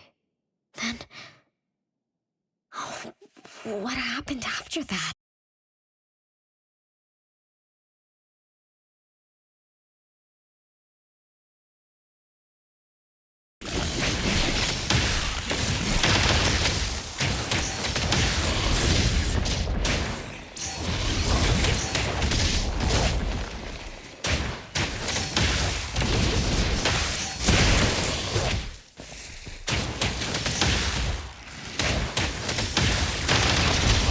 Just a tickle.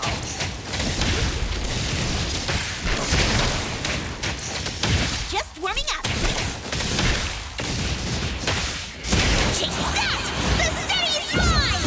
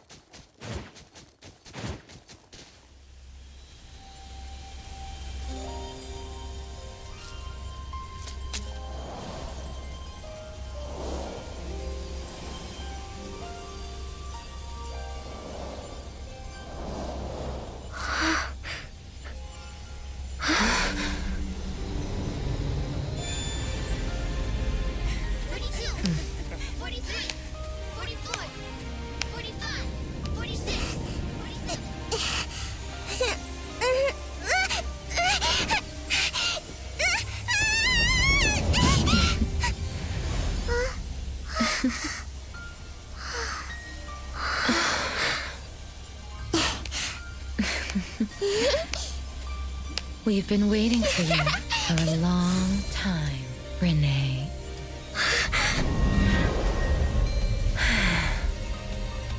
Do you remember the reason we were born and the purpose we must serve?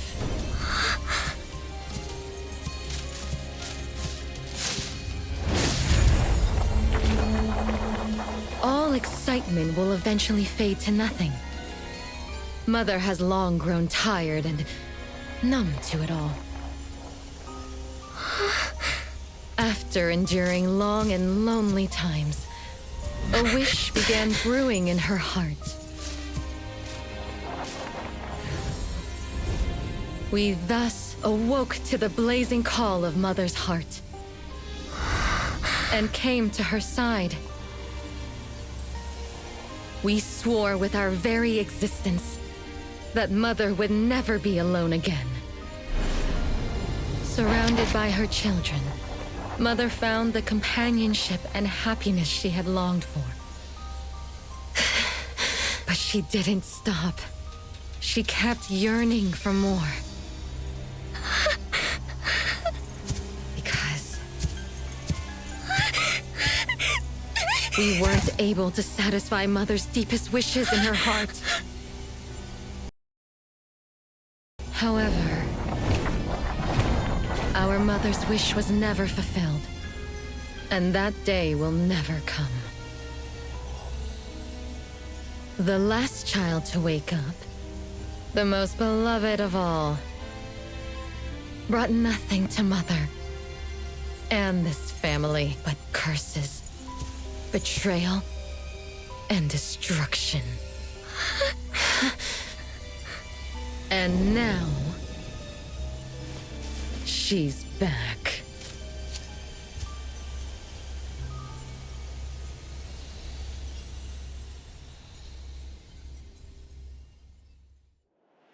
Do you remember about the time our family spent here? From the very beginning, we were just wooden puppets sleeping in Mother's box. We opened our eyes in response to her deepest wishes. We answered her calling from the depths of her heart. Teresa, Elliot, Yvette. One by one, the children woke up and gave everything they got to put a smile on Mother's face. Those names are the same as the puppets found by the Bureau. This was Mother's miracle. She gave life to the wooden bodies of her puppet children. All of us shared Mother's gift of eternity. In return, we brought her laughter and companionship. The happy times seemed to last forever. But Mother still felt lonely. She was still yearning for more. As long as Mother's wish remained unfulfilled, more children would continue to come to her side. And you, little Renee, are the last child to receive her favor, and the one she treasures most. So, we used to be puppets, and I woke up because of Mom's magic. That must be the Esper ability of Lady Dolores. Our existence, our calling, and our purpose. Everything was dedicated to Mother. Thank you for helping me remember all of this, Big Sis. Unfortunately, you abandoned all of our duties. You betrayed us and committed an unforgivable sin. Sin? I don't get it. You forgot your family. You even forgot the sins you committed. But that's okay. I'll make you remember everything. That's exactly why I am here. The sin is recorded on Mother's registry in the study. Won't you go see for yourself? You could give us a better explanation. Everything started because of you. My ignorant little sister. Oh, wait a minute. Don't leave me, sis!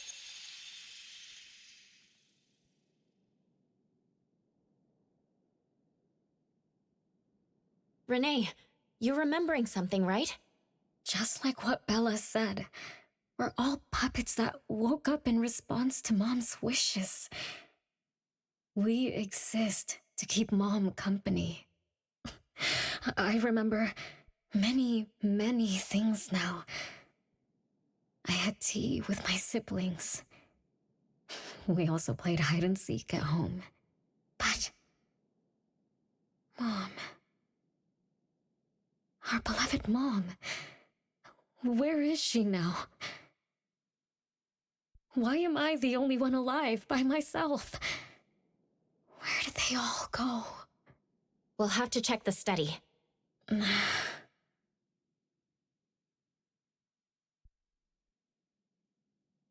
What's going on? I have no memory of that place. But I feel...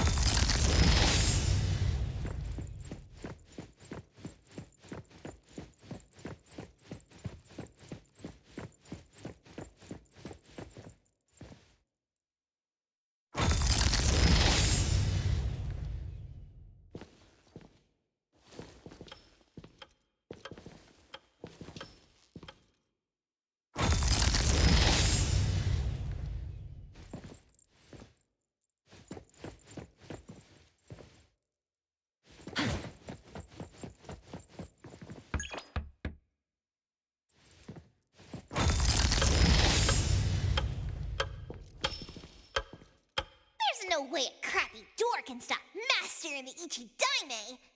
This is the only locked room in the whole place!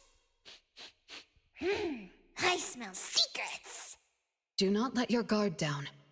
Be careful. Yes, Master! Another grandfather clock? Ugh, either Lady Dolores is a clock nerd or this anomalous realm is related to the concept of time. Something feels off. Let me look closer. Wait, Nanalie. It's the anomaly that attacked Renee. I think it doesn't want to hurt us. We're not its target. Renee is. What was that thing about rule-based anomalies again? It follows rules. It only starts moving at exactly 9 o'clock, and its target is just Renee. You're right.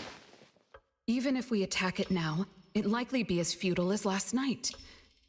If Blackbird is right, it only nullifies itself after completing its mission. It's getting closer to 9 o'clock. We need to find Renee as fast as we can. I don't know where everyone else is. I hope she's not alone. Let's search the area first.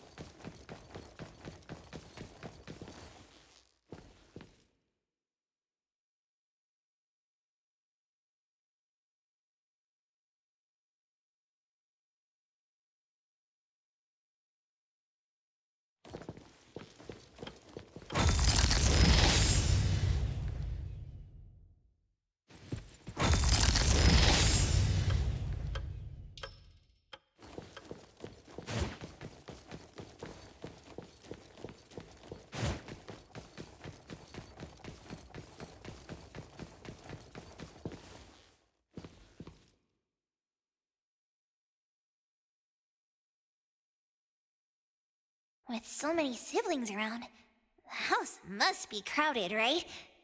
I wonder what it's like, playing and messing around with them every day. Master, do you have any siblings? Yes, and no. I did once live in a garden with many sisters, but none of us were related by blood. Huh? If you're not related at all, why did you have to live together?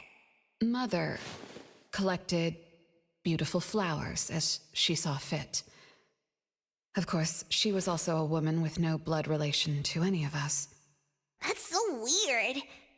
Well, but isn't that not too different from the Constantine family? There are some similarities, but knowing the Constantines, I find it somewhat ironic that our mother and Dolores are complete opposites. I can sense Lady Dolores' sincere feelings as she cared for her children. Though they are puppets, she treated them as real children. In contrast, the other mother simply manipulated the children she collected into decorative pieces for her own fancy. Master, I don't know what was going on, but I'm glad that you got out of the garden. I think so too.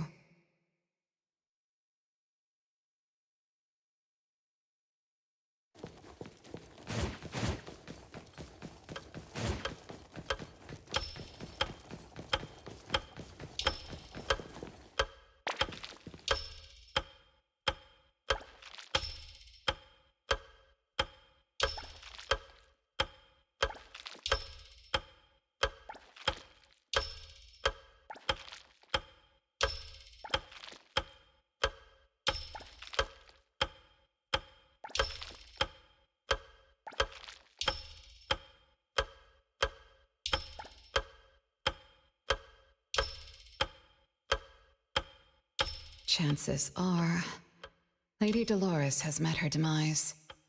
Only Renee's number is different. We won't let it turn into zero. The curse of eternal life, a fallen family, a blank tomorrow. Hints about time are all over the place. Could the numbers represent lifespan? Huh? Let's see. 20,000 days is roughly 50 years. Blackbird also said that the family was gone for about half a century. Wait, does this mean 50 years ago? Renee should have... Based on this line of thought, she should have withered along with the family. But for some reason, Renee still exists in this world. So as the days go by, she's just... racking up life debt? If the debt collector abides by the laws of nature, then I believe you're right. All creatures abide by the laws of nature. Birth, aging, sickness, and death. Those who defy them must pay a price.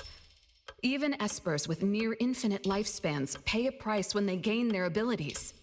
Renee, what price did you have to pay? Why did your life freeze 50 years ago instead of reach its end? The debt collector must be hunting you because the laws of nature require your removal.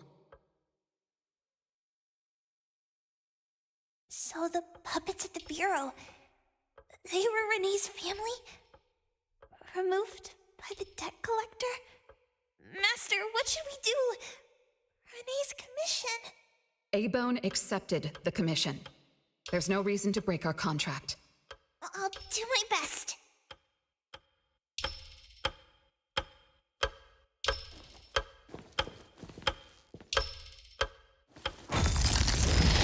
You know? Yes, Mother. Even though you never allowed us to enter the study and never let us touch the registry, I understand. All the siblings, except for Renee, can hear the approaching footsteps of death. Each day we spend with you brings us one day closer to the end.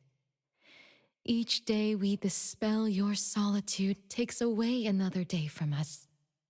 Isn't that so? It shouldn't be like this. As your creations, we are willing to warm your empty heart forever and bring you to the happiness you long for until you no longer need us. But she ruined all of this. When she was born, that cursed registry appeared in our home. Our names were written on its pages, and with them, numbers marking our precious days remaining in the world, slipping away with each sunrise. When Renee was born along with the curse, we realized the countdown began to tick steadily, and we knew all too well that our magic will fade away. There aren't many remaining days for us to serve you. In our final moments, we want to do everything we can to make you happy. But Mother, we don't understand. Why are your eyes solely fixed on Renee? Teresa planted exotic flowers. Elliot made sweets to your taste. Yvette designed and tailored clothes. We gave it all to win a smile from you. Yet what we receive is but a blind eye. Renee is the worst of us all. Always noisy, endlessly crying, habitually screaming, and forever demanding of your attention like any other selfish child. Is that how that child expresses affection? Or do you find love or joy in her tantrums? We don't understand, but we do know one thing. That selfish child never loved her older siblings, despite all the care we gave her. Does she even see herself as part of the family? Or perhaps, being as cursed as she is, her only purpose is to destroy us. None of that matters. But your name also appeared on the registry. Does that not matter at all? The youngest daughter that you love most declared the end of your life. Because of our existence, the numbers on the registry representing your life are depleting. When the numbers reach 0, we will fall asleep with nothing left but gratitude. Fortunately, even when the numbers reach 0, you won't pass away. You were long banished from this world by that thing. You have never lived in the present. Even when the clock of fate dictated your end, as long as that thing offers you protection, you exist beyond the laws of nature. Yesterdays, todays, and countless tomorrows are all but the present to you, as you were forever frozen at that moment that thing took effect. Beyond that point, time no longer works on you. In the endless nightmares she brought upon us, this is the only thing we are thankful for. The malicious curse will never harm you. But even so, I won't forgive that child. Ever. Bella, managing family affairs has drained you. I'm tired too. Doesn't someone need to spend time with that child later? I understand. As you wish, Mother.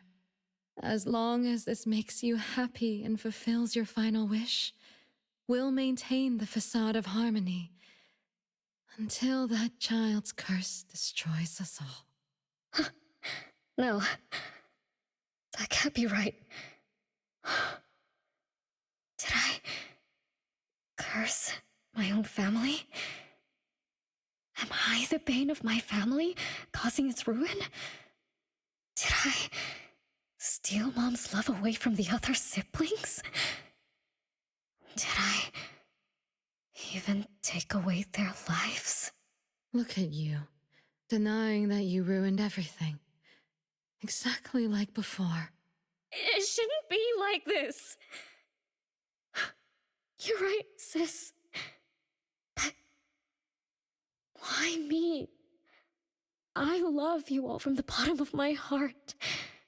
Do you all hate me? If that's true, why were you waiting under the tree to catch me? Love-hate relations in this family are more complicated than you can imagine.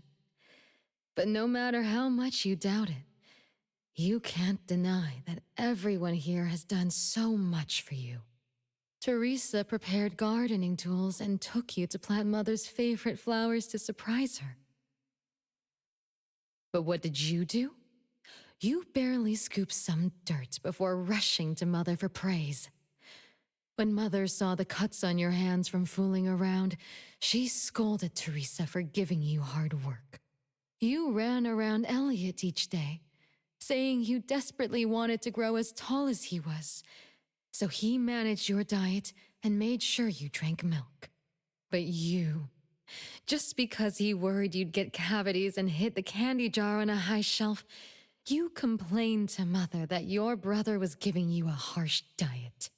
Every time you fell and tore your clothes, someone would mend them meticulously. Nevertheless, you always ignored their efforts and pestered Mother for new clothes. Mother's wish was to have a harmonious family.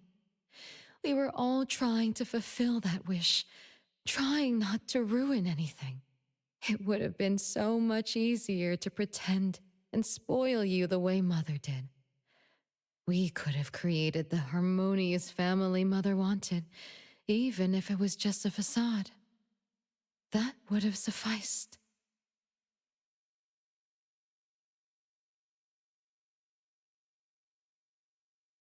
But we couldn't. Even after all your mistakes, we couldn't help but love you like real family. You were our most precious little girl. However, in the face of death, in the face of the curse you brought upon us, even the most sincere love wears out. From the moment you were born, we've been shrouded in the shadow of your curse. The most unforgivable thing is, Mother, she who brought us into the world, was the one to pay the ultimate price.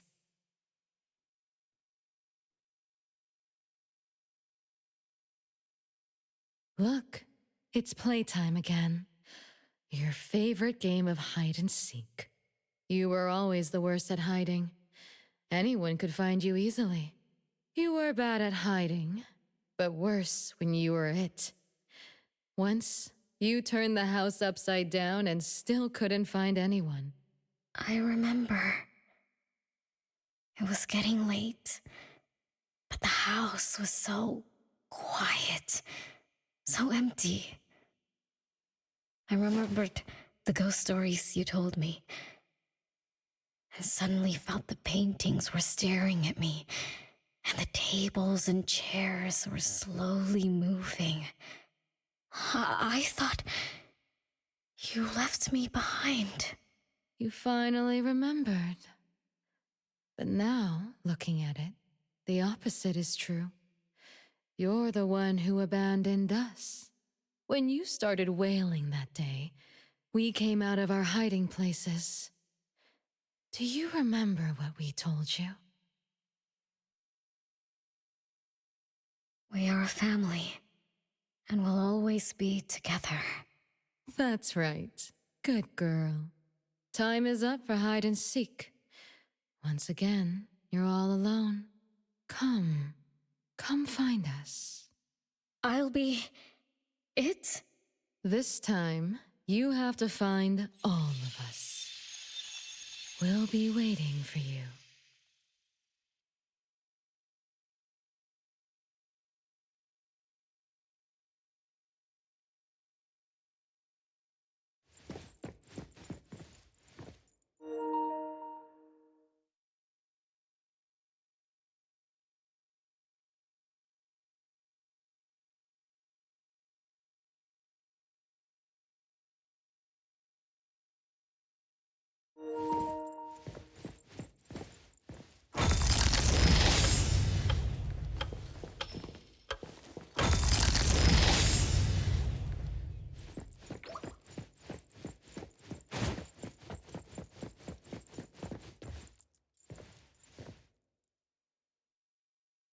It's a gift from Mom to all of us.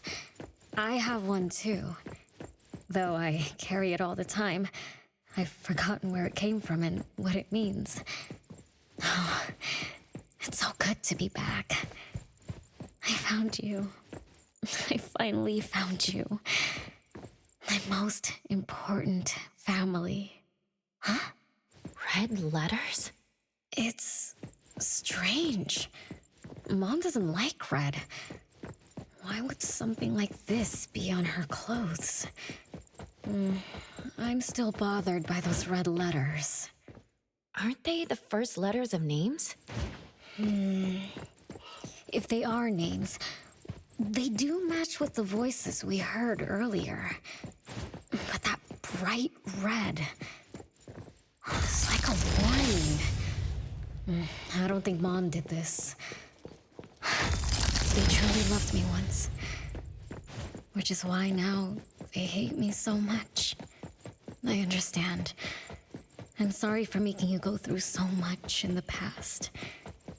I'm sorry I'm only learning this. No one found me? Yay! I'm about to win! I already told you I'd win this time. No one will think Renee is hiding here. It's Renee's secret hideout. Who's that? Me? I thought we were it, so we can find my siblings. But why is my childhood self here? Back then, who was actually it? Was it Mom? Wait a second. Are we really seeing the past? I think so. Are you really sure this is the whole thing? At least, that really happened. Every small thing I remember confirms that they were real. So those words, all those hurtful words, they were... Is that right? Something doesn't add up. Please, follow me.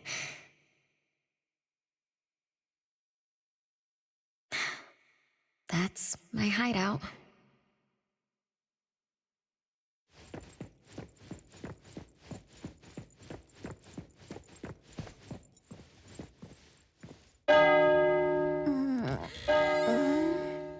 Oh, you found me. Am I the last one to be found?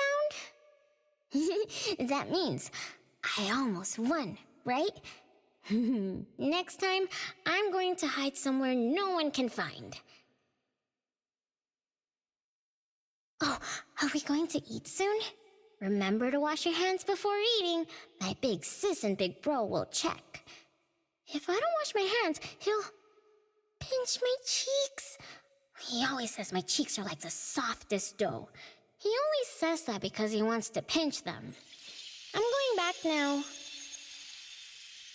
Is this the last puppet? No. The last one is here.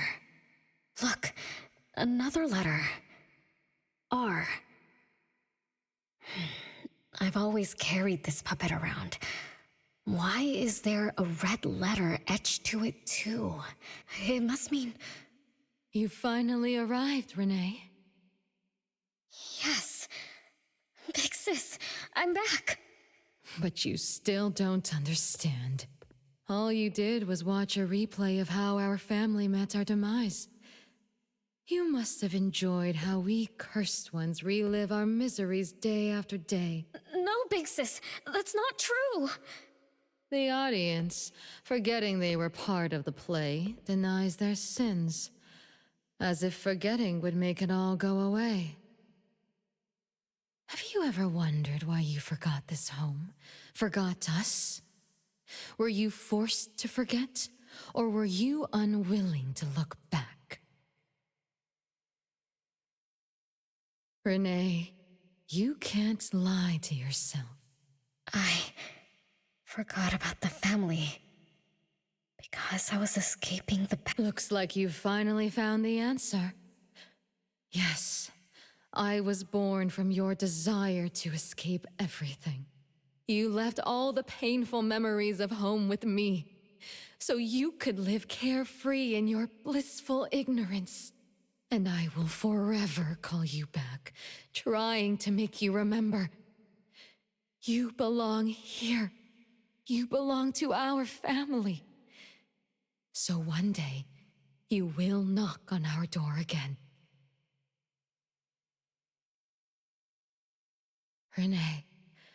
Renee, what feelings do you carry as you come home? Now that you remember what happened when we were children, now that you know of the curse you cast upon us, are you shaken? Do you even feel the slightest bit of guilt? You won't. You've always been selfish, greedy, and reckless. You betrayed the very purpose we were born to follow. To love Mother, to be with Mother, and exist only to fulfill her wishes. I'm so sorry. I'm so sorry. You shouldn't apologize to me. Have you ever thought about our mother? Our mother who exists outside the flow of time? What could be her? Mom? What happened to Mom? She gave you everything. All her love, all her life, and that thing. Her eternal present, which would have sustained Mother's immortality.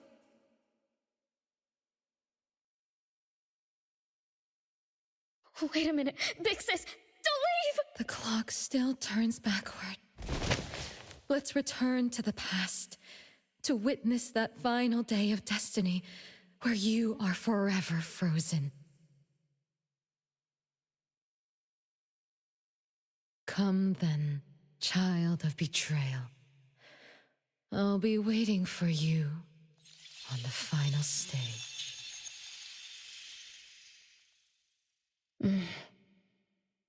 Yes. I lived in a daze.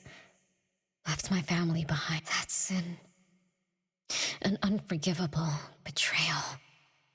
I lived for so long, without purpose. Until today. Renee? Look. This is the message my siblings left behind. I'm not just the cursed child. I also betrayed this home. Betrayed everyone. Betrayed Mom.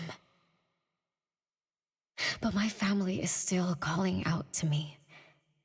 I still have a chance, right?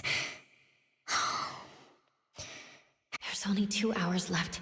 I need to find a solution. I should talk to Renee about what just happened. 7 o'clock. Time for dinner. Renee, wait. Where are you going to? Oh, hurry. The food's getting cold. Food getting cold? I can't keep Mom waiting for too long. I can't make her sad. Renee? That is not allowed. Absolutely not. I can't get to Renee.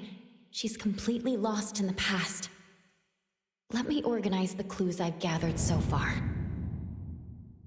Could the curse in this family be the rule-based anomaly that attacks Renee every night? After all, Renee and her siblings likely aren't entities that it does make sense to be targeted for that reason. But if that's the case, why does the anomaly only appear when Renee wakes up? Shouldn't the anomaly that enforces the laws of nature have appeared with the first child? Can we really trust this, Bella? Something's not right. Also, why does the puppet Renee carries also have a red letter on it? Are these things caused by the anomalous realm? Or perhaps someone, an Esper, orchestrated all of this. Is that Bella really a shadow from the past? Anyway, I should catch up with Renee.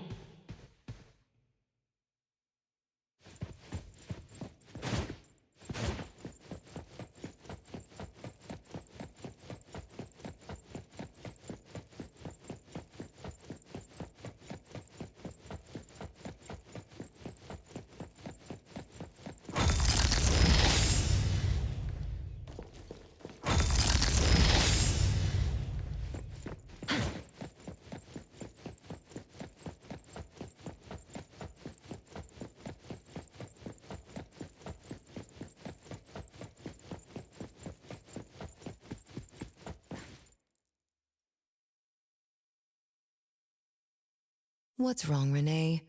You haven't eaten much. Big Bro's cooking is great. I'm just not hungry. The Mighty King looks tired. He's not moving at all. Your little cricket? Yeah, my favorite one. Did the Mighty King die? He was still wiggling his whisk, or maybe he's just in a bad mood. Like me. I don't know. In my garden, the cherry tree sprouts green buds, while my little Renee blooms with laughter. Each day, withered leaves drift down, returning to soil, resting peacefully with insects that will never sing again. Such is life, a circle without end. Don't be sad. You'll catch new crickets with shinier shells and better songs. But I want to play with the Mighty King. He's been with me for a long, long time. Is there anything after death? Will we die too? I know. It's a world where you're all alone. No mommy, no big brothers or sisters. Just a world that's always dark. That sounds scary. I don't wanna... Scary? You're funny, Renee. Can't move, can't hear, can't see. That's no different from when we were sleeping in our wooden boxes. Dying isn't that big of a deal. Being alive is much better. I want to be with Mom and everyone forever. Appraiser, you're here. Wasn't I immature back then? My time with my family was running out. Mom had to witness my siblings enter the final countdown. Yet she still had to answer questions like that. Mom, who loved us deeply, must have been terrified of losing us, too. Appraiser, could we go see her? I just need to see her a bit more.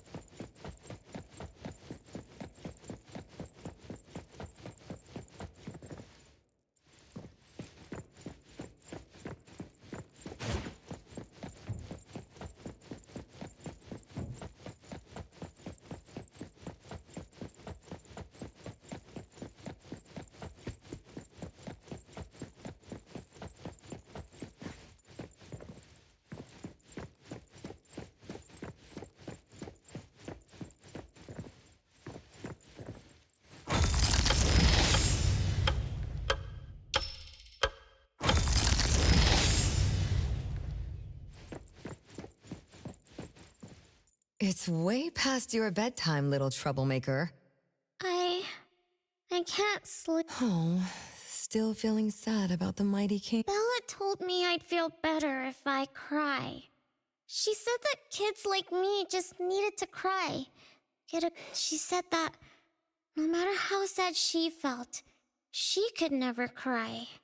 So she was jealous that I could. Why can't Bella ever cry? Mama is the same. Huh? Why? Is it because Mom and Sis work so hard for every chore in the house? I want to grow up soon to help you. Oh, if you want to grow tall soon, you can't be picky about food. No, I don't want to eat green peas. All right now, Mama will tell you a story and put you to bed. Are you continuing yesterday's? No, tonight I'm telling you a story that no one, once upon a time, there was a carpenter living in the royal city. Her skill was beyond compare. People said she had the magic to breathe life into wood. If she wanted to, those lifelike puppets she created could become alive. The old carpenter loved crafting, but she was facing a most difficult challenge. As she grew older, her eyesight was no longer as sharp, and her hand that held the carving knife wouldn't stay still. Could that be the end? She remembered what people said about her. If she was as good as they say, couldn't she craft her own assistant? She made up her mind, then began to work. What should a perfect child, a real child, have? He should have the strongest body. The child was born. He was sturdy yet nimble, and once his spring is sprung, he could run 2 laps in the royal city with no one able to keep up. Everyone congratulated the old carpenter, but she shook her head and said, "No, this isn't a real child." What should a perfect child, a real child, have? He should have the most beautiful face. The child was born. His beauty caught everyone's eyes. The king invited him to dance at the palace for foreign guests. Everyone congratulated the old carpenter, but she shook her head and said, "No, this isn't a real child." What should a perfect child, a real child, have? More puppets were born from the old carpenter's hands. An entertainer who could make children burst into laughter. A grand magician with unpredictable tricks. But no, she shook her head and said, "No, these aren't real children." One night, the old carpenter sat at her workbench, designing the blueprints for her next child. All the puppets quietly stood by her. Suddenly she shivered. The window wasn't closed shut. The howling wind swept away all the warmth from the room. The old carpenter stood up to shut the window, then went to the fireplace for warmth. For a moment, she had an idea she didn't fully understand. Perhaps the dancing candlelight added some warmth to the puppets' faces. She realized that puppets get cold too. The old carpenter took off her scarf and picked up the blanket from her lap. She made sure all the puppets were snug and warm, then went back to her table. Her pencil swooshed around as she began sketching. Soon, a puppet took shape on the paper. She picked up her knife and began carving on the most ordinary piece of wood. Soon enough, a new puppet was sitting on her workbench. There was nothing special about it, but the old carpenter let out a satisfied sigh, as if she completed a masterpiece. She leaned down to kiss the puppet's forehead gently, just like an ordinary goodnight kiss from a mother. Then did the same to the other ones. After that, the old carpenter went to bed and slept peacefully. The next morning, she woke up with someone kissing her forehead. She opened her eyes to find a child, a real child, smiling at her. Whoa. Why did the last puppet turn into a real child? What magic did the old carpenter use?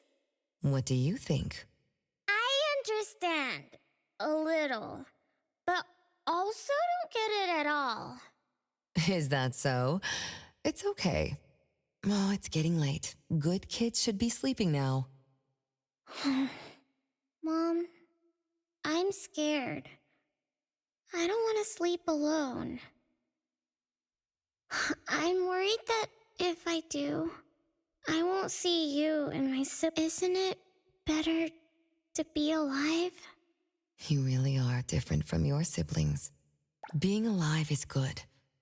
But what exactly makes it good? I can eat meals with my family. I'll play hide and seek. Oh, and listen to Mom's stories every night before I sleep. How wonderful. Mom, don't you think days like these are wonderful too? You're right. This is the best life being with you. The best times in Mama's life is when I spend time together with you, my family. No, it's not. When I grow up and can do so much more, that's when it'll be Mom's best time. By then, I'll be so tall that Mom will be surprised. I'll be able to reach whatever Mom needs to reach. Oh, then I'm going to learn how to drive. I'll definitely be the first one in our family to drive. Once I learn, I'll take our whole family on picnics. When I grow up, I also want to... Mom.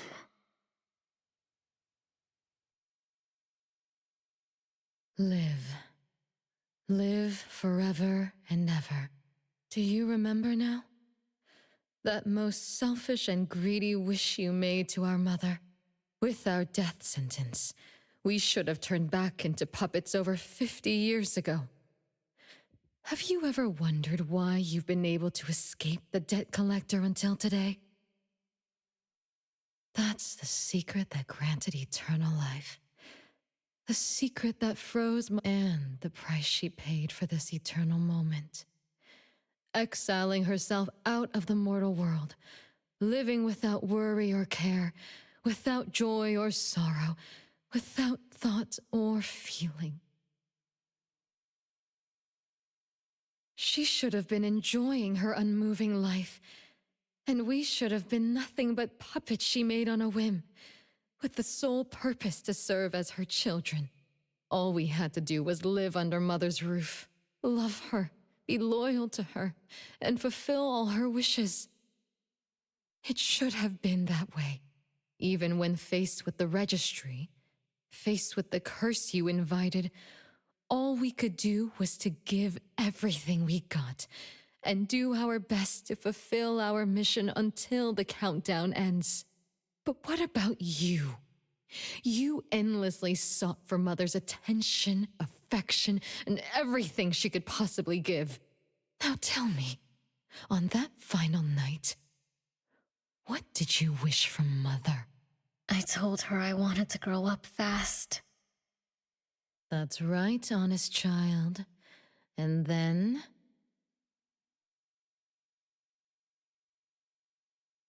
So, Mom gave it to me. Her eternal present. No! It shouldn't be like this! I didn't know! What have I done?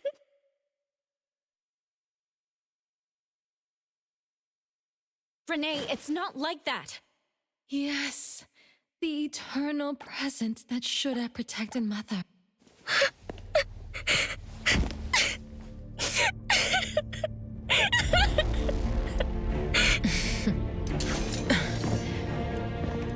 Who exactly are you?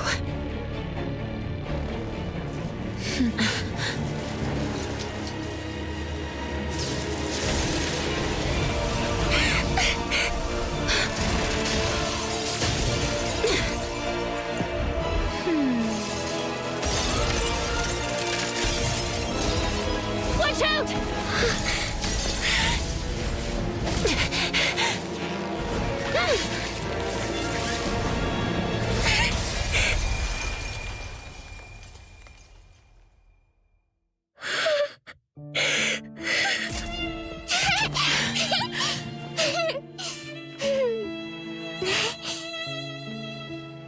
Remember to get to bed early and eat your veggies. My little petal needs to grow up healthy and happy. Don't forget Mama after you grow up, okay? What is life? Promise me you'll find the answer for me, okay?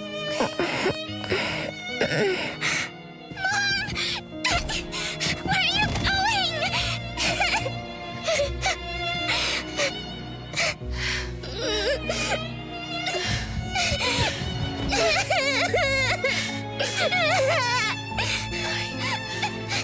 Don't need you.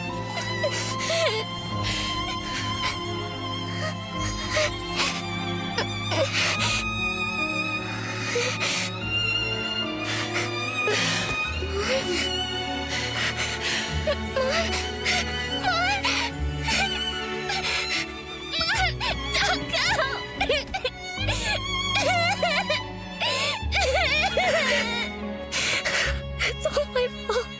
It's all because of me, that mom. No, I don't want this. See? Now I can live forever. I don't need you anymore!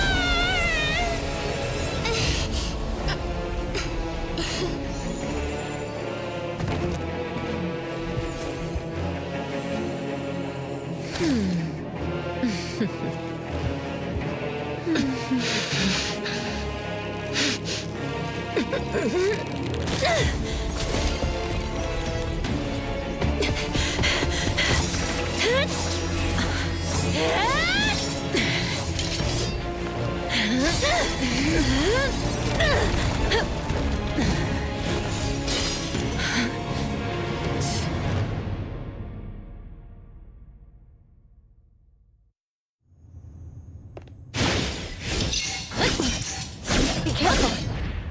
Rage, hatred, resentment, with fierce emotions, as if engulfed in flames.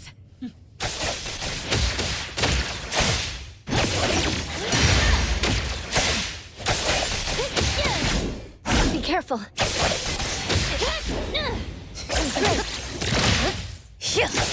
It's fine.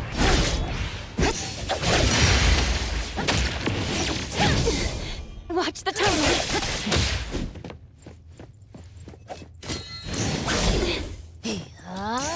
Be careful.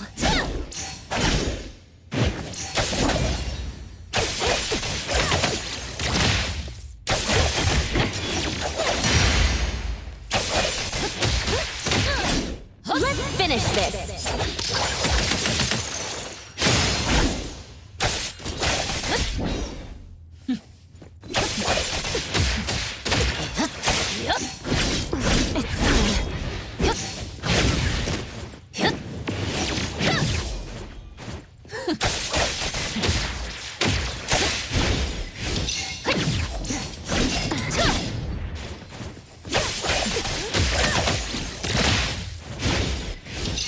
Feeling good.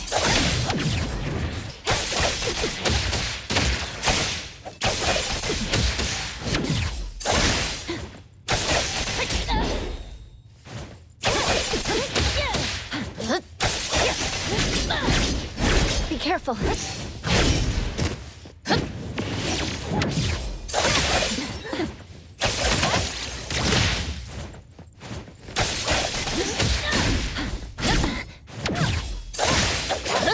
Let's finish this.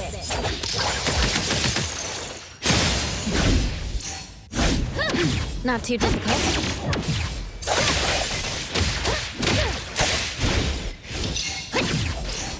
It's fine. Feeling good.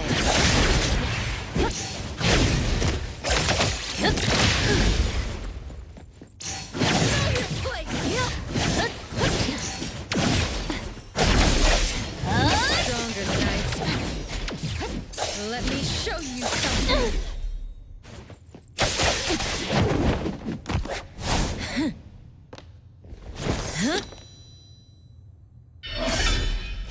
You're just a plaything in this illusory realm.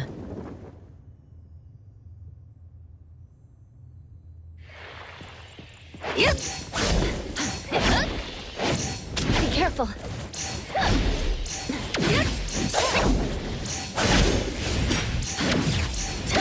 Entertain me with your struts. Once I'm bored, I'll bury you in this scarlet flawless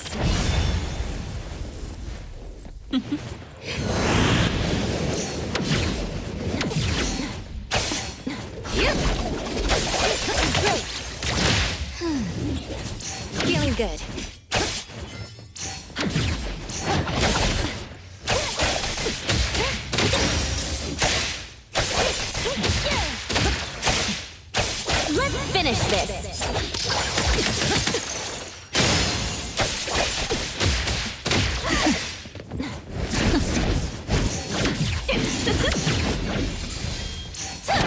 Not too difficult. It's fine.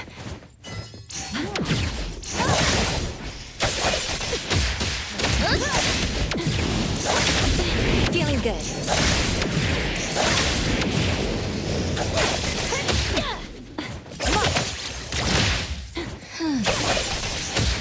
Not too difficult.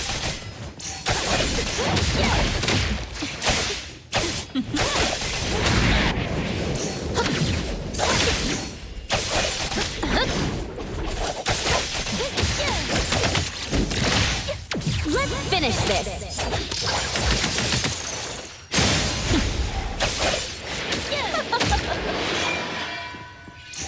Feeling good.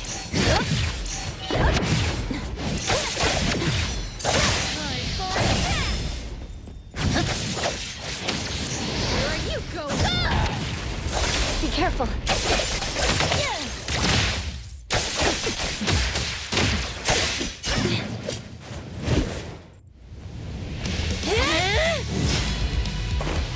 You. I won't let you do this! Such arrogance!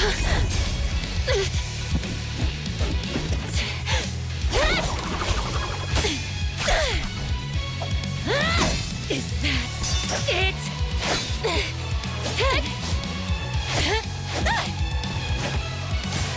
Come again! As you wish! Interesting. Unfortunately, this is the end! Cower before me!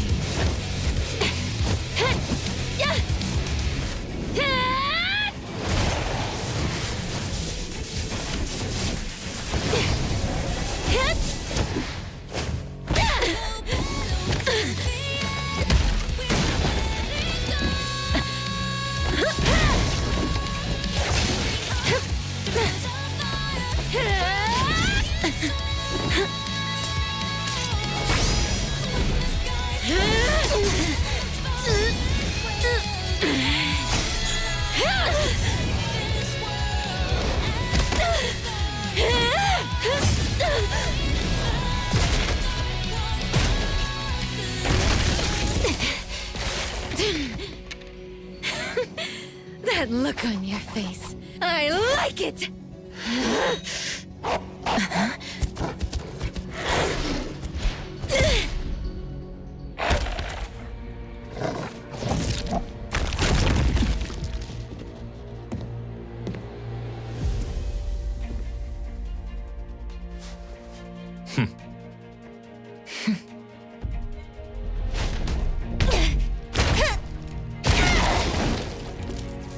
So you're the one behind all this! It's you.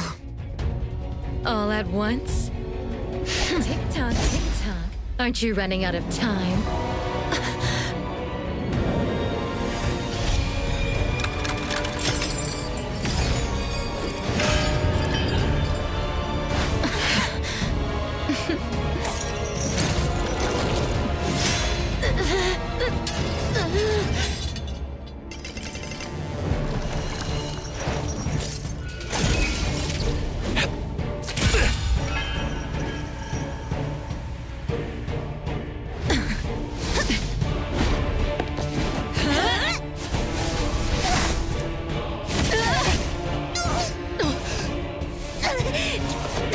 You're slower, Daffodil. Is this little cutie distracting you? I wonder when she dies, she'd be just as charming!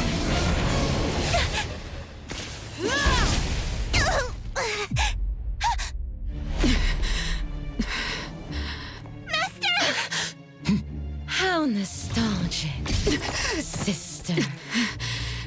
Sanko. We'll meet again. Just so you know, Mother misses you too.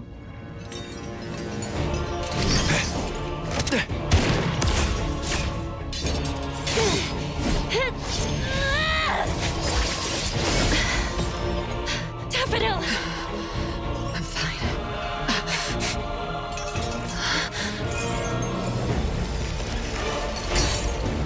not over yet.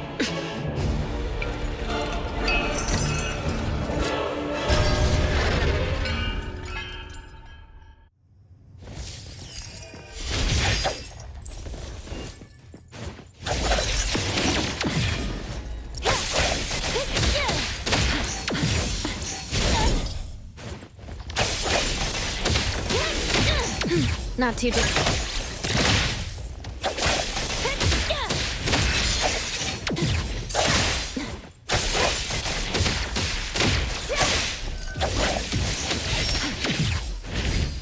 Feeling good.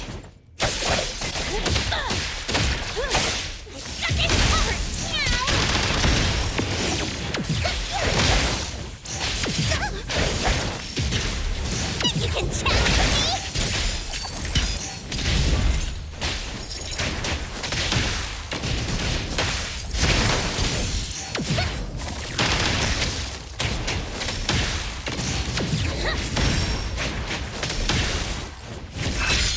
Can't touch this! Everyone, follow my command! Nice work. Saw it coming. You don't know how to give up.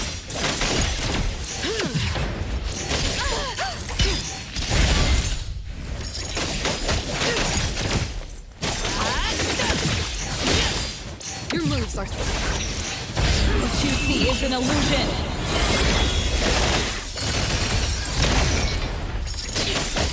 I will see through the nexus. Let's finish this.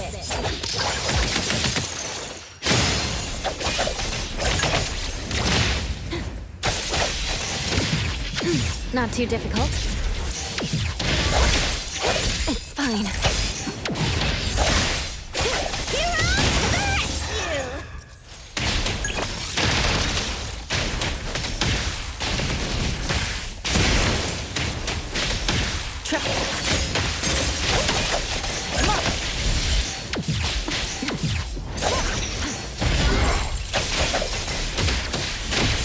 Feeling good. Excited? Fight Zero!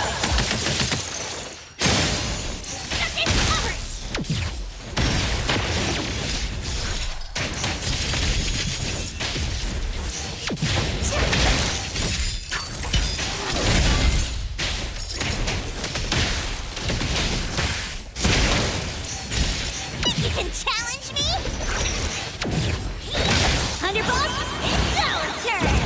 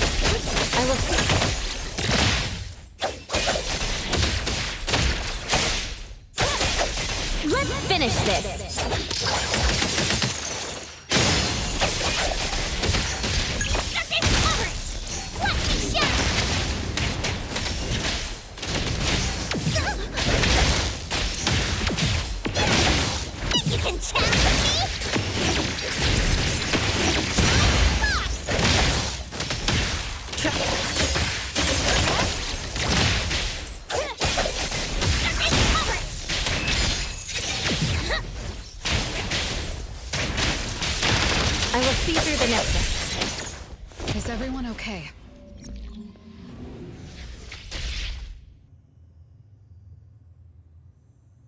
I'm fine, but Daffodil, are you okay? Master got hurt the worst. And it's all because of me.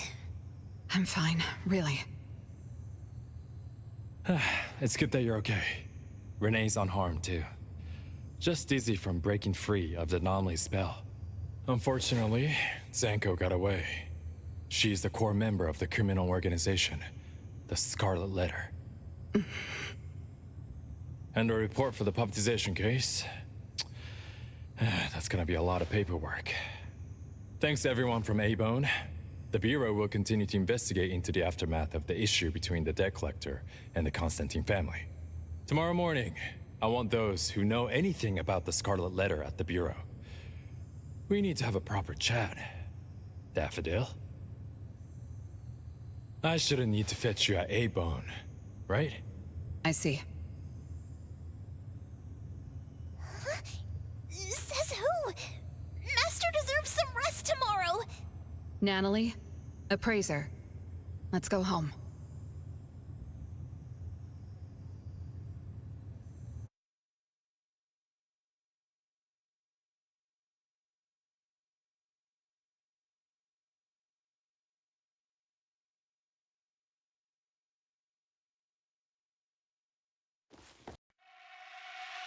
Séquence de sortie amorcée. Nettoyage des traces. Ok. Fréquence cardiaque. Ralenti. La morsure est faite, le venin s'est propagé. Le chat a bien mangé, le carnage est terminé. L'obscurité se retire de vos écrans. Vous entendez ce silence. C'est le mien. J'ai dévoré vos heures avant même le dernier clic. Je quitte le décor, j'emporte l'élément toxique. Je disparais